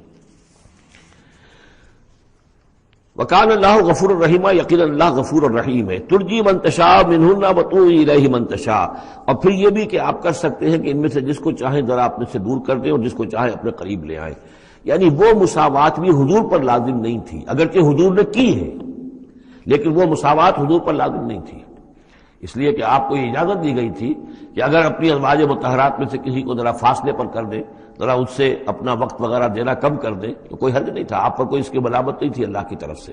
کسی کو زیادہ آپ اپنے پاس رکھیں یا زیادہ اس کے پاس ٹھہرے تو اس میں بھی کوئی پابندی آپ پر نہیں تھی۔ صاف اجازت دی گئی ہے، ترجی من تشاء، جو دور ذرا کر دے اپنے سے جس کو چاہے، وتؤوی الیک من تشاء، اور جس کو چاہے اپنے پاس قریب کر لو، ومن ابتغیت ممن عزلت، اور جسے آپ نے کہیں ذرا سا اپنے سے پرے کر دیا ہو اگر انہیں دوبارہ قریب اپنے لانا چاہو فلا جناح علیک، تو اس میں بھی آپ پر کوئی حرج نہیں ہے۔ ذالک ادنیٰ ان تقر اعینہن، یہ زیادہ قریب پر ہے اس سے کہ ان کی آنکھیں بھی ٹھنڈی رہیں، ولا یحزن، اور وہ رنجیدہ نہ ہوں، یعنی ایسا نہ ہو کہ کسی اپنی زوجہ محترمہ سے آپ ذرا زیادہ دیر کے لیے جو ہے وہ دور رہیں، ایسا بھی نہیں ہونا چاہیے، ان کی بھی آنکھوں کی ٹھنڈک رہنی چاہیے۔ وَيَرْضَيْنَ بِمَا آتَيْتَهُنَّ كُلَّهُنَّ، اور تاکہ وہ سب کی سب راضی رہیں ان چیزوں سے جو آپ انہیں دیتے ہیں۔ حضور کا معاملہ یہ تھا کہ آپ نے کامل مساوات برتی ہے، ناپ تول کے ساتھ، نان نفقہ سب کا برابر، وقت اپنا سب کے ساتھ برابر، باریاں مقرر ہیں اور باریوں پہ ہی آپ سب شب باشی فرماتے تھے، آج ان کے پاس ہے، کل ان کے پاس ہے، پرسوں ان کے پاس ہے۔ ایک وقت آپ نے رکھا تھا جب مدینے میں آپ ہوتے تھے تو عصر اور مغرب کے درمیان چند منٹ کے لیے، 5-5 7-7 منٹ کے لیے آپ سب کے ہاں ہو آتے تھے تاکہ سب سے اس روز کی ملاقات ہو جائے۔ باقی یہ ہے کہ شام کو شب باشی، ظاہر بات ہے رات کو کہ ایک کے ہاں ہوتی تھی۔ اور ہر چیز کے اندر جو ہے حضور نے صلی اللہ علیہ وسلم پوری مساوات کی ہے. اور اس پر بھی آپ کہتے تھے اللہم ھذا قسمی فیما املک، اے اللہ جو چیزیں میرے اختیار میں ہیں جن میں ناپ تول ہو سکتا ہے اس میں تو میں نے برابر کی تقسیم کر دی ہے. فلا تلمنی فیما تملک ولا املک، تو اللہ مجھے اس پر ملامت نہ ہو کہ جو میرے اختیار میں نہیں بلکہ تیرے اختیار میں، یعنی میرا دلی رجحان اگر ان میں سے کسی ایک طرف زیادہ ہے تو ظاہر بات ہے انسان کو اس کے اوپر اختیار نہیں ہے. اور یہ سورہ نساء میں آ بھی چکا ہے کہ یہ معاملہ تو تم چاہو بھی تو اس میں تمہارے لیے ممکن ہی نہیں ہے کہ اس قلبی رجحان کو بھی برابر تقسیم کر سکو، یہ تمہارے اختیار میں نہیں ہے. تو ظاہر بات ہے اس کے اوپر اللہ تعالیٰ کی طرف سے بات پوچھ بھی نہیں ہے. واللہ یعلم ما فی قلوبکم، اللہ جانتا ہے جو کچھ کے تمہارے دلوں میں ہے. وقال اللہ علیما حکیما، اللہ علیم اور حکیم ہے. لا یحل لک النساء من بعد، لیکن اب اس کے بعد جتنے بھی نکاح آپ کر چکے ہیں اب آپ کے لیے کوئی اور نکاح کرنا جائز نہیں ہے. یہ صورتحال بس اب فل سٹاپ لگ گیا ہے. اب نہ تو ان میں سے کسی کو آپ طلاق دیں گے اور نہ ہی مزید کوئی شادی کریں گے. ولا ان تتبدل بہن من ازواج، اور نہیں یہ کہ آپ ان میں سے کسی کی جگہ کسی اور کو لائیں گے. ولو اعجبک حسنہن، خواہ آپ کو وہ بہت پسند بھی آئی ہو، اگر کسی خاتون کی طرف آپ کی رغبت ہو بھی گئی ہو بربنائے طبع بشری تو اب آپ کو مزید نکاح کی اجازت نہیں ہے. دیکھیے قرآن مجید صاف صاف بات کرتا ہے، خود حضور نے صاف بات کی ہے. مجھے تمہاری اس دنیا سے دو ہی چیزیں پسند ہیں یا شاید تین چیزیں پسند ہیں. ایک تو یہ کہ خوشبو پسند ہے، ایک عورتیں مجھے پسند ہیں. تو جو آپ نے اس میں قطعاً کوئی آپ نے جھجک نہیں رکھی کہ جو باتیں ہیں جو بھی فطرت ہے انسان کی اور جو بھی اللہ تعالیٰ نے بنائی ہے اس کے مطابق، تو آپ نے فرمایا کہ مجھے تو دلچسپی ہے، کوئی شک نہیں. ولا اعجبک حسنہن، اگرچہ کوئی آپ کو زیادہ ہی پسند آ جائے لیکن یہ کہ اب آپ کو اجازت نہیں ہے نکاح کی. الا ما ملکت یمینک، سوائے اس کے کہ جو آپ کی بادی ہو، کوئی لوڈی ہو، کسی جنگ میں اگر وہ معاملہ ہو جاتا ہے تو اس کا معاملہ علیحدہ ہے. یہ نکاح کا معاملہ ہے. حضور کے ہاں دو لونڈیاں ہیں، ماریہ قبطیہ اور ایک حضرت ریحانہ رضی اللہ تعالی عنہما. وکان اللہ علی کل شیء رقیبا، اللہ تعالی ہر چیز پر نگران ہے، ہر چیز کا پہرا دے رہا ہے. یا ایھا الذین آمنوا لا تدخلوا بیوت النبی الا ان یؤذن لکم. اب دیکھیے جو ہم سورہ نور میں پڑھ رہے ہیں کہ اے مسلمانوں تم کسی گھر کے اندر داخل نہ ہو جب تک کہ تمہیں حتیٰ تستانسوا ویؤذن لکم، اور اجازت نہ تمہیں مل جائے اور تم ان سے جو ہے پہلے بات چیت کرو، اذن لے کر داخل ہو. یہ سورہ نور میں آیت نمبر 27 اور 28، حتیٰ تستانسوا، اور 28 میں آیا یؤذن لکم. لیکن یہ اس سے پہلے حکم آ رہا ہے، یہ حکم بھی سب سے پہلے نبی کے گھر کے بارے میں آیا. جیسا کہ میں بتا چکا ہوں یہ سن 5 کا نزول ہے، وہ سن 6 کا نزول ہے. پھر اس کو ایکسٹینڈ کیا ہے تمام مسلمانوں پر. یا ایھا الذین آمنوا، اہل ایمان مت داخل ہو جایا کرو نبی کے گھروں میں الا ان یؤذن لکم، الا یہ کہ تمہیں اجازت دی جائے. الی طعام غیر ناظرین اناہ، کھانے کے لیے اگر تمہیں بلایا جائے تو ایسا نہ ہو کہ پہلے ہی جا کے دھرنا مار کر بیٹھ جاؤ کہ کھانا تیار ہو رہا ہے تو بیٹھے ہوئے وہاں. ولکن اذا دعیتم فادخلوا، جب تمہیں بلایا جائے تب داخل ہو. فاذا طعمتم فانتشروا، جب کھانا کھا لو تو پھر وہاں سے منتشر ہو جاؤ، چلے جاؤ. ولا مستانسین لحدیث، اور وہاں بیٹھ نہ رہو وہ ڈیرا جما کر کے اب حضور کی باتیں سنیں گے، کچھ گفتگو ہوگی تو بیٹھے رہیں. ان ذالکم کان یؤذی النبی، یہ چیز نبی کے لیے ایذا کی باعث تھی، انہیں تکلیف پہنچا رہی تھی. وہی جو پرائیویسی ہے گھر کی، اب اس میں یہ ہے کہ کوئی آ گیا ہے اور دھرنا مار کے بیٹھا ہوا ہے اور حضور کی مروت ہے، حضور شرافت کی وجہ سے کچھ کہہ بھی نہیں سکتے ہیں. اور ظاہر بات ہے وہ کوئی ایک ایک کنال کے اور ایک ایک ایکڑ کے گھر تو تھے نہیں، وہ چھوٹا سا کوئی ایک حجرہ ہے. اب اسی میں بعض اوقات ایسا ہوتا تھا کہ حضرت عائشہ کے حجرے میں کوئی شخص آ گیا ملنے کے لیے، اس نے اذن چاہا تو حضور نے بلا لیا تو حضرت عائشہ ذرا پیٹھ موڑ کر بیٹھ گئی، اپنی کمر ادھر کر دی، کوئی چادر اوپر لے لی، اور کہاں جگہ تھی وہاں پر. وہیں پر آ کر وہ شخص آ کے اپنی بات کرتا تھا، پھر چلا جاتا تھا.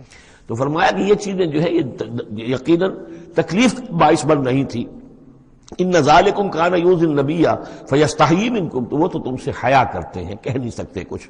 واللہ لا یستحیی من الحق، اللہ کو حق کے بیان کرنے میں کوئی جھجک نہیں ہے. وَإِذَا سَأَلْتُمُوهُنَّ مَتَاعًا فَاسْأَلُوهُنَّ مِنْ وَرَاءِ حِجَابٍ. اب یہ پہلی مرتبہ لفظ حجاب آیا ہے قرآن میں. جب تمہیں نبی کی بیویوں سے کوئی چیز مانگنی ہو تو پردے کی اوٹ سے مانگو. یہ گویا کہ اس پردے اور حجاب کے لیے پہلا حکم آیا ہے کہ دروازوں کے اوپر پردے ڈال دیے جائیں، اور یہ کہ پردے کے پیچھے سے رو در رو ہو کر نہیں، ایک دوسرے کے آمنے سامنے ہو کر نہیں، پردے کے پیچھے سے مانگو. یہاں سے حجاب کا سلسلہ اب شروع ہوا.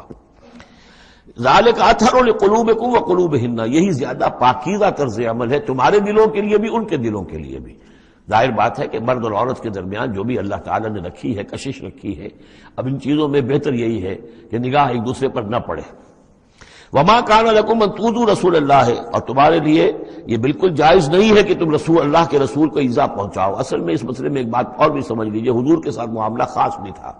ایک تو یہ کہ یہ تمام اصلاحات ہیں جو تمام مسلمان معاشرے کے لیے ہیں، لیکن یہ کہ اس کے لیے چیریٹی بگنز ایٹ ہوم، پہلا کام جو شروع کیا گیا ہے وہ محمد رسول اللہ کے گھر سے۔ لیکن ایک دوسرا مسئلہ بھی ہے کہ جو منافق تھے اور ان میں سے جو شریر تھے وہ طاق میں رہتے تھے کہ کوئی اسکینڈل اٹھائیں حضور صلی اللہ علیہ وسلم کے گھر کے بارے میں۔ اب ظاہر بات ہے کہ حضور کے یہاں اتنی ازواج مطہرات تھیں کہ بعض میں آپ سوچئے کہ کسی کے دل میں یہ بھی آ سکتا ہے، جیسے فرض کیجئے کر کہہ رہا ہوں، حضرت عائشہ جوانی تھی جبکہ حضور کا انتقال ہوا، تو کسی طرف سے ایسی بات بھی آ سکتی تھی کہ ٹھیک ہے آپ اب تو اس وقت تو حضور کے گھر میں آپ آباد ہیں، لیکن یہ ہے کہ بہرحال اب حضور کو تو انتقال ہونا ہے، پھر میں آپ سے شادی کر لوں گا، کوئی ایسا پیغام دے کر، تاکہ یہ کہ نقب لگانے کا ایک موقع مل جائے، گھر کے اندر محمد کے گھر میں نقب لگائے۔ اس اعتبار سے خاص طور پر ضرورت تھی کہ اس معاملے میں حضور کے گھر والوں کا معاملہ جو ہے اس کے اندر وہ احتیاطی اقدامات کیے جائیں۔ ما کان لکم ان تؤذوا رسول اللہ ہے، تمہیں یہ تمہاری روا نہیں ہے کہ اللہ کے رسول کو تم ایذا پہنچاؤ، ولا ان تنکحوا ازواجہ من بعدہ ابدا، یہاں وہ روک لگا دی، اور نہ یہ جائز ہے تمہارے لیے کہ تم اس کی بیویوں سے ان کے بعد نکاح کرو کبھی بھی، یہ بین، کیونکہ ویسے بھی وہ ازواجہ امہاتہم، اس کی جو بیویاں ہیں حضور کی وہ تو تمہاری اہل ایمان کی مائیں ہیں، وہ ایک درجہ وہ بھی آ گیا، اب خاص صراحت کے ساتھ بھی کہہ دیا ولا ان تنکحوا ازواجہ من بعدہ ابدا، حضور کی ازواج کے لیے چونکہ اس کا کوئی امکان نہیں تھا، اسی لیے حضور کسی کو طلاق نہیں دے سکتے تھے، طلاق دیں تو ظاہر بات ہے وہ کسی اور سے تو نکاح کر نہیں سکتی، یہی وجہ ہے کہ تعدد ازدواج کا معاملہ حضور کے لیے زیادہ ایکسٹینڈ کر دیا گیا۔ ان ذالکم کان عند اللہ عظیما، اور یہ چیز اللہ کے نزدیک بہت بڑی ہے۔ تو اس سے یہ کہ اگر کسی کے لیے کسی کے دل میں کسی خبیث کے دل میں کوئی خیال ایسا آ بھی رہا ہو تو اب یہاں یہ کہ اس کی روک لگ گئی کہ یہ بات جو ہے یہ دروازہ یہ ہمیشہ کے لیے بند ہے۔ ان تبدوا شیئا اور تخفوہ فإن اللہ کان بکل شیء علیما، خواہ تم کسی چیز کو ظاہر کرو اور خواہ تم چھپاؤ، اللہ تعالیٰ تو ہر چیز کا علم رکھتا ہے۔ لا جناح علیکم علیہن فی آبائہن، اب یہ وہ حکم آ رہا ہے جو تفصیل سے آیا ہے بڑی، وہ تو اب ہم پڑھ چکے سورہ نساء میں، وہ بعد میں آیا ہے، یہ ذرا مختصر آ رہا ہے کہ گھر میں داخلے سے جن کو روک دیا گیا ہے کہ وہ گھر سے باہر کھڑے ہو کر مانگنے جو کچھ مانگنا ہے، گھر میں داخل نہیں ہو سکتے۔ اب اس میں استثناء کون کون ہے، کون گھر میں جا سکتا ہے، اندر جا سکتا ہے، زنانے میں کون جا سکتا ہے؟ لا جناح علیہن، کوئی حرج نہیں ہے نبی کی بیویوں پر، فی آبائہن، ان کے باپوں کے بارے میں۔ حضرت عمر آئیں حضرت حفصہ کے گھر میں کوئی رکاوٹ نہیں، حضرت ابو بکر آئیں حضرت عائشہ کے گھر میں کوئی رکاوٹ نہیں، ولا ابنائہن، نہ ان کے بیٹوں کے بارے میں، ولا اخوانہن، نہ ان کے بھائیوں کے بارے میں، ولا ابناء اخوانہن، نہ ان کے بھائیوں کے بیٹے یعنی بھتیجوں کا، ولا ابناء اخواتہن، اور نہ ان کی بہنوں کے بیٹے یعنی بھانجوں کا، ولا نسائہن، اور نہ ہی ان کی اپنی جان پہچان والی عورتوں کا، ولا ما ملکت ایمانکم، اور جو غلام یا جو لونیاں ہیں، اور اکثر و بیشتر اہل سنت کے نزدیک یہاں سے لونیاں مراد ہیں، ان کے بارے میں ٹھیک ہے وہ گھر میں داخل ہوں۔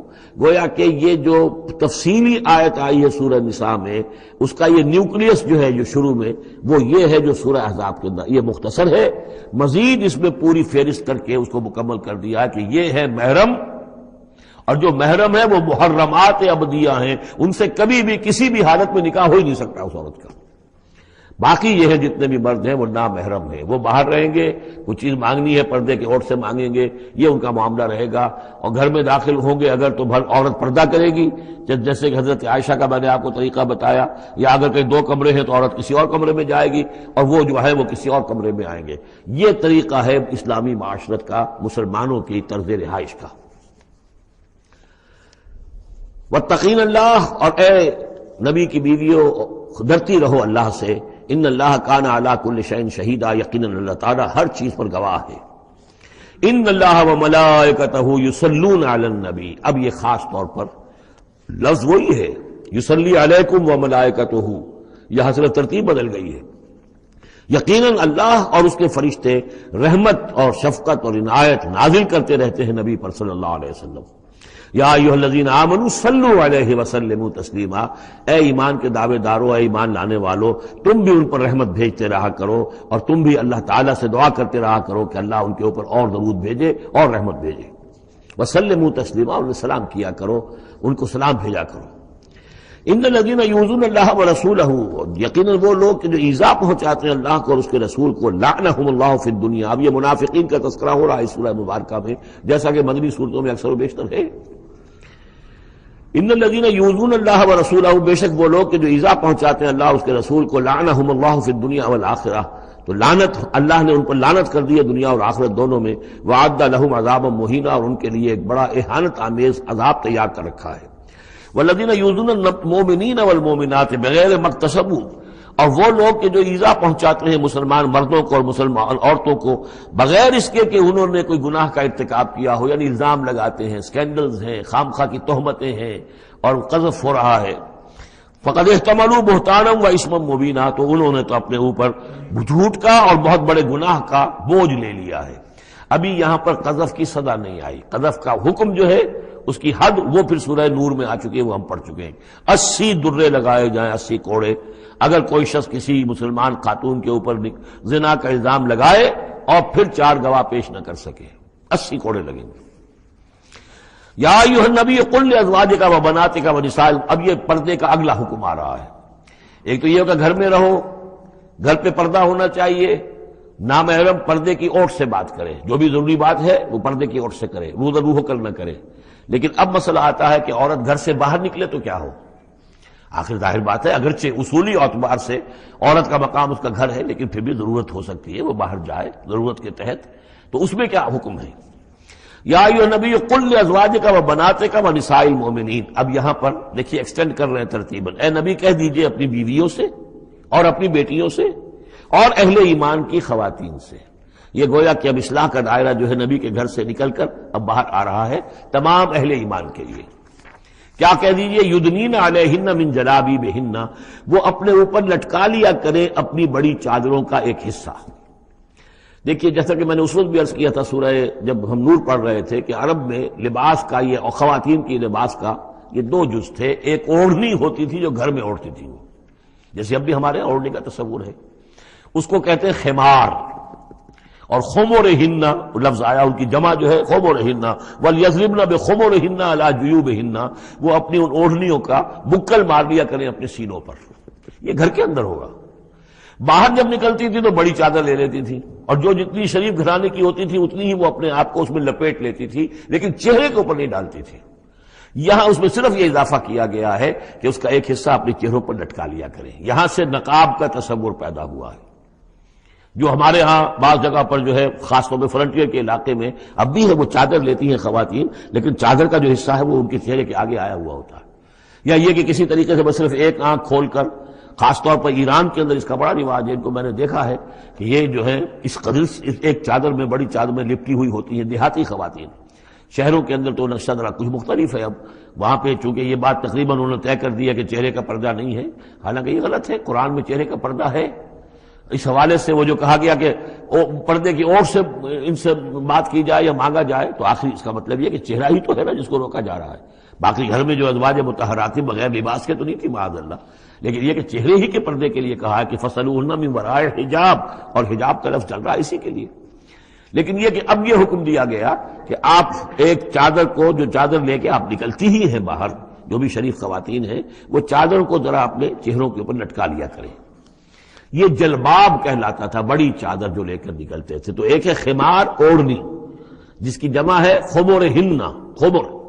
ایک ہے جلباب، بڑی چادر، جس کی جمع ہے جلابیب، جلابیبہن، وہ اپنی بڑی چادروں کا ایک حصہ اپنے سامنے لٹکا لیا کرے چہرے کے.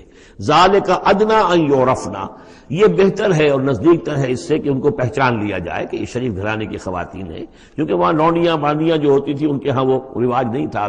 ابھی یہ جو گھر کی خاندانی خواتین ہیں ان کے ساتھ یہ بات شروع کی جا رہی ہے. فلا یؤذین، تو انہیں کوئی ایذا نہ پہنچائی جائے. وکان اللہ غفور الرحیم، اور یقینا اللہ غفور الرحیم ہے. لئن لم ينتهِ المنافقون، اگر یہ منافق باز نہ آئے، والذین فی قلوبہم مرض، اور وہ جن کے دلوں میں روگ ہے، والمرجفون فی المدینہ، اور وہ لوگ کہ جو سنسنی پیدا کرتے ہیں مدینے کے اندر، ایسی خبریں اسکینڈلائز کر کے اور سنسنی پیدا کرتے ہیں کہ یہ بات ہو گئی، فلاں نے یہ کہہ دیا، فلاں نے یہ تہمت لگا دی. لنغرینک، اگر یہ باز نہ آئے تو اے نبی پھر ہم آپ کو اکسا دیں گے، آپ کو اجازت دے دیں گے کہ آپ ان کے خلاف کوئی اقدام کریں. لنغرینک بہم، ہم ان کے اوپر حملہ کرنے کی اور ان کو سزا دینے کے لیے آپ کو کھلی چھوٹ دے دیں گے. ثم لا یجاورونک فیہا الا قلیلا، پھر یہ شہر مدینہ کے اندر آپ کے پڑوسی بن کر نہیں رہ سکیں گے مگر یہ تھوڑا سا وقت جو یہ گزار رہے ہیں. ملعونین، ان پر پھٹکار ہے. اینما ثقفوا اخذوا وقتلوا تقتیلا، جہاں بھی یہ پائے جائیں، پکڑے جائیں اور قتل کیے جائیں، ٹکڑے کر دیے جائیں. لیکن یہ وہ حکم جو ہے یہ ایک اللہ تعالیٰ کی بیزاری اور شدت ناراضگی کا مظہر ہے، لیکن منافقین کے اعتبار سے کبھی اس طرح کا کوئی اقدام حضور کی سیرت میں ثابت نہیں ہے. سنت اللہ فی الذین خلوا من قبل، یہ اللہ کی سنت ہے، اللہ کا طریقہ ہے، اللہ کا قانون ہے. یہ ان قوموں کے بارے میں، امتوں کے بارے میں بھی جو پہلے گزر چکی ہیں. وَلَن تَجِدَ لِسُنَّتِ اللَّهِ تَبْدِيلًا، اور تم نہیں پاؤ گے اللہ کی سنت کے اندر کوئی تبدیلی. وَلَن تَجِدَ لِسُنَّتِ يَسْأَلُكَ النَّاسُ وَلَن تَجِدَ لِسُنَّتِ اللَّهِ تَبْدِيلًا، تم نہیں پاؤ گے اللہ کی سنت میں کوئی تبدیلی. يَسْأَلُكَ النَّاسُ عَنِ السَّاعَةِ، اے نبی لوگ آپ سے قیامت کے بارے میں پوچھتے ہیں. قل انما علمها عند اللہ، کہہ دیجئے اس کا علم تو اللہ کے پاس ہے. وما یدریک لعل الساعة تکون قریبا، اور تمہیں کیا معلوم ہو سکتا ہے کہ قیامت قریب آ چکی ہو. ان اللہ لعن الکافرین وعد لهم سعیرا، اللہ نے کافروں پر لعنت فرمائی ہے اور ان کے لیے دہکتی ہوئی آگ تیار کر رکھی ہے. خالدین فیہا ابدا، اس میں رہیں گے ہمیشہ ہمیش. لا یجدون ولیا ولا نصیرا، نہیں پائیں گے کوئی حمایتی اور نہ مددگار. یوم تقلب وجوہہم فی النار، جس دن کے وہ اوندھے کر دیے جائیں گے آگ میں. یقولون یا لیتنا اطعنا اللہ واطعنا الرسول، اس وقت کہیں گے کہ ہائے کاش کہ ہم نے اطاعت کی ہوتی اللہ کی اور اطاعت کی ہوتی اس کے رسول کی. وقالوا ربنا انا اطعنا سادتنا وکبراءنا فاضلونا السبیل، وہ کہیں گے اے اللہ ہم نے تو اپنے سرداروں اور اپنے جو بڑے چودھری تھے ان کی اطاعت ہم نے کی، ان کا کہنا مانا، ان کے کہے پر چلے، بس انہوں نے ہمیں صحیح راستے سے بھٹکا دیا. ربنا آتہم ضعفین من العذاب، اے اللہ ان کو دگنا عذاب دے. والعنہم لعنا کبیرا، اور ان پر لعنت فرما بہت ہی بڑی لعنت. یا ایھا الذین آمنوا لا تکونوا کالذین آذوا موسیٰ وبرأہ اللہ مما قالوا، اہل ایمان ان لوگوں کے مانند نہ ہو جاؤ کہ جنہوں نے موسیٰ کو اذیت دی تھی. دیکھیں موسیٰ کو ایک اذیت تو وہ تھی جو ہم سورہ مائدہ میں پڑھائے ہیں کہ جب موسیٰ نے کہا علیہ الصلوۃ والسلام کہ اب اللہ کی راہ میں جنگ کرو، اور پوری قوم نے انکار کر دیا. ظاہر بات ہے کہ جو آپ پر بیزاری طاری ہوئی، جس پر آپ نے کہا کہ رب انی لا املک الا نفسی واخی فافرق بیننا وبین القوم الفاسقین، تو اس سے اندازہ ہو رہا ہے کس قدر آپ کو تکلیف پہنچی ہے. ایک بات روایات میں آتا ہے کہ آپ پر کوئی جسمانی عیب بھی لگایا گیا تھا. وہ اپنی حیا اور شرم کی وجہ سے وہ اپنا لباس جو ہے وہ خاص طور پر اکثر و بیشتر کبھی بھی آپ عریان نہیں ہوتے تھے. جو ان کے ہاں جو رواج تھا ان میں یہ ہے کہ اتنا لحاظ نہیں رکھتے تھے، لیکن یہ کہ اب انہوں نے یہ کہنا شروع کر دیا کہ کوئی عیب ہے ان کے اندر جسمانی طور پر جس کی وجہ سے یہ اتنے شرم اور حیا کا مظاہرہ کرتے. بہرحال اللہ تعالیٰ نے اس کے لیے ایک سبیل پیدا کی. ایک لمبا قصہ ہے کہ جو احادیث میں موجود ہے. تو فرمایا تو اب یہ ہے ذاتی قسم کی ایذا، اور میں سمجھتا ہوں کہ وہ حدیث جو اندر جو واقع ہے وہ صحیح ہے، اس لیے کہ یہاں بھی ذاتی قسم کی ایذا ہے جس کا تذکرہ ہو رہا ہے کہ حضور کو حضور کے ازواج مطہرات کے حوالے سے کوئی اس طرح کا سکینڈل اٹھا کر جو ہے تو تکلیف، جیسے کہ سورہ نور میں ہم پڑھ آئے ہیں کہ کس قدر دن آپ پر سخت گزرے ہیں وہ، جبکہ حضور حضرت عائشہ پر جو ہے وہ تہمت لگائی گئی تھی. تو یا ایھا الذین آمنوا لا تکونوا کالذین آذوا موسیٰ، ان لوگوں کے مانند نہ بن جاؤ کہ جنہوں نے موسیٰ کو اذیت دی تھی. فبرأہ اللہ مما قالوا، تو اللہ تعالیٰ نے انہیں بری ثابت کیا، ان کی ثابت کر دیا کہ ان میں وہ عیب نہیں ہے جو انہوں نے ان پر لگایا تھا.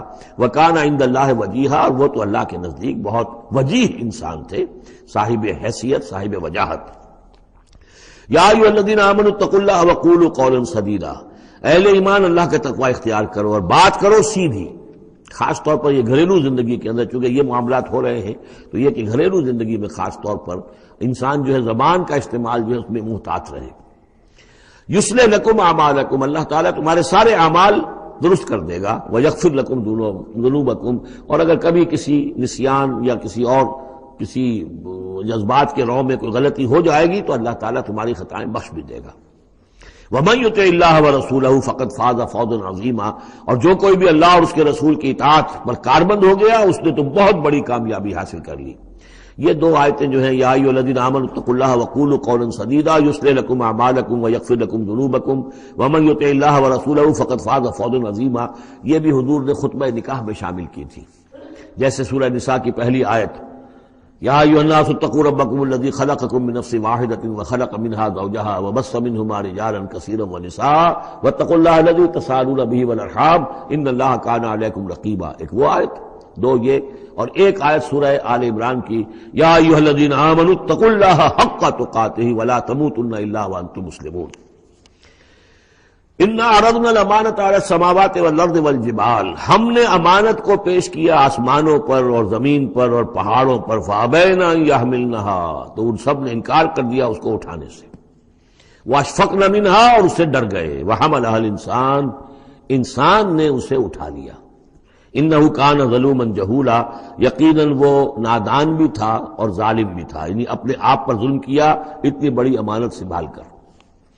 اب یہ امانت کون سی ہے، اس پر بہت سے اقوال ہیں تفسیری. اب ظاہر بات ہے کہ یہاں ان میں سے کون سا کہ کیا دلیل ہے، کسی کے حق میں کیا دلیل ہے، میں جس کو رد کر رہا ہوں کیوں کر رہا ہوں، اس کا موقع نہیں ہے. لیکن میرے نزدیک، اور مجھے اس پر جزم ہے، پوری طریقے سے وثوق ہے، اس امانت سے مراد ہے روح. یہ عالم امر کی شے ہے، اور لا کر عالم خلق، یہ ہمارا وجود حیوانی جو ہے یہ عالم خلق کی شے ہے. عالم امر کی شے کو بطور امانت عالم خلق کے اس وجود کے اندر امانت کے طور پر رکھا گیا ہے. یہ اللہ کی امانت ہے. وَنَفَخْتُ فِيهِ مِن رُوحِي، اپنی روح میں سے پھونک دو تمہارے اندر. تو یہ ہے امانت، بہت عظیم امانت ہے. عالم امر میں آپ کو بتا چکا ہوں، صرف فرشتے اور ارواح انسانیہ، یہ عالم امر کی چیز ہے. انہی کی جو کمیونیکیشن ہے وہی اس کو بھی امر کہا گیا ہے، عالم امر کی شے ہے. باقی جتنے بھی ہے، یہ جنات ہوں یا جو بھی حیوانات ہیں، ہمارا بھی جو جسد حیوانی ہے وہ جو ہے عالم خلق کی شے. اور یہی شے ہے اصل میں وہی جس کی بنا پر کہ انسان مسجود ملائک بنا ہے. یہ جو روح ہے اسی کی بنا پر مسجود ملائک ہے، اسی کے بنا پر خلافت ملی ہے، اسی کے بنا پر وحی کا یہ محبت بنا ہے کہ وحی اس کو آ سکتی ہے. جنات کے ہاں وحی نہیں ہے، ان میں روح نہیں ہے، وحی نہیں ہے، کوئی نبی جنات میں نہیں بھیجا گیا، بلکہ انسانوں ہی میں جو نبی آئے انہی کی پیروی جو ہے وہ جنات بھی کرتے رہے. اور یہ جو روح کے بھوکے جانے سے پہلے یہ کیفیت تھی، وہ تھا ظلوم اور جہول. یہ میں سمجھتا ہوں کہ انسان کا جو حیوانی وجود ہے، جو میں نے کئی مرتبہ اس سے پہلے بیان کیا، اس میں تو کمزوری ہے. خلق الانسان من عجل، خلق الانسان ضعیفا. انسان جو ہے وہ تو اس کی فطرت، اس کی خلقت کے اندر جلدی عجلت پسندی بھی ہے، انسان کمزور پیدا کیا گیا ہے. یہاں ظلوم اور جہول کہا جا رہا ہے. اگر تو صرف حیوان انسان ہوتا اور اس میں روح خدا بندی نہ پھونکی گئی ہوتی تو ظلوم اور جہول تھا. لیکن روح خدا بندی پھونکے جانے کے بعد اب صورت وہ نہیں ہے. اسی لیے فرمایا گیا والتین والزیتون وطور سینین وہذا البلد الامین لقد خلقنا الانسان فی احسن تقویم ثم رددناہ اسفل سافلین. ہم نے پیدا کیا انسان کو تو سب سے پہلے پیدا کیا تھا ارواح کی شکل میں، وہ احسن تقویم، بلند ترین رتبے کی شے، لیکن پھر اسے لوٹا دیا ہے نچلوں میں سب سے نیچے. یعنی جنات سے بھی نیچے چلا گیا انسان. کیوں چلا گیا؟ کہ اس کا یہ جسد حیوانی جو ہے ان سے کمتر ہے، اس میں یہ ڈال دی گئی روح. تو یہ ہے وہ امانت میرے نزدیک، واللہ اعلم. لِيُعَذِّبَ اللَّهُ الْمُنَافِقِينَ وَالْمُنَافِقَاتِ، اس امانت ہی کا اب یہ ظہور ہوگا. اس کا نتیجہ کیا نکلے گا؟ جو اس امانت کا حق ادا کرے گا اس کے لیے اللہ تعالیٰ کے لیے روح و ریحان و جنت نعیم. جو اس امانت میں خیانت کرے گا، اس کا حق ادا نہیں کرے گا، وہ حیوانی بن کر رہ جائے گا، حیوانی خواہشات اور حیوانی ہی داعیات ہی کا تابع فرمان بن کر رہ جائے گا. اس نے گویا کہ خیانت کی اس امانت میں. اس کے لیے لِيُعَذِّبَ اللَّهُ الْمُنَافِقِينَ وَالْمُنَافِقَاتِ وَالْمُشْرِكِينَ وَالْمُشْرِكَاتِ، تاکہ نتیجہ یہ نکلے کہ اللہ عذاب دے منافق مردوں کو، منافق عورتوں کو، اور مشرک مردوں کو اور مشرک عورتوں کو. وَيَتُوبَ اللَّهُ عَلَى الْمُؤْمِنِينَ وَالْمُؤْمِنَاتِ، اور اللہ تعالیٰ عنایت فرمائے اور معاف کرے اور توبہ قبول کرے اور توبہ کی توفیق دے اہل ایمان مردوں کو بھی، اہل ایمان عورتوں کو بھی. وَكَانَ اللَّهُ غَفُورًا رَحِيمًا، یقیناً اللہ تعالیٰ غفور اور رحیم ہے.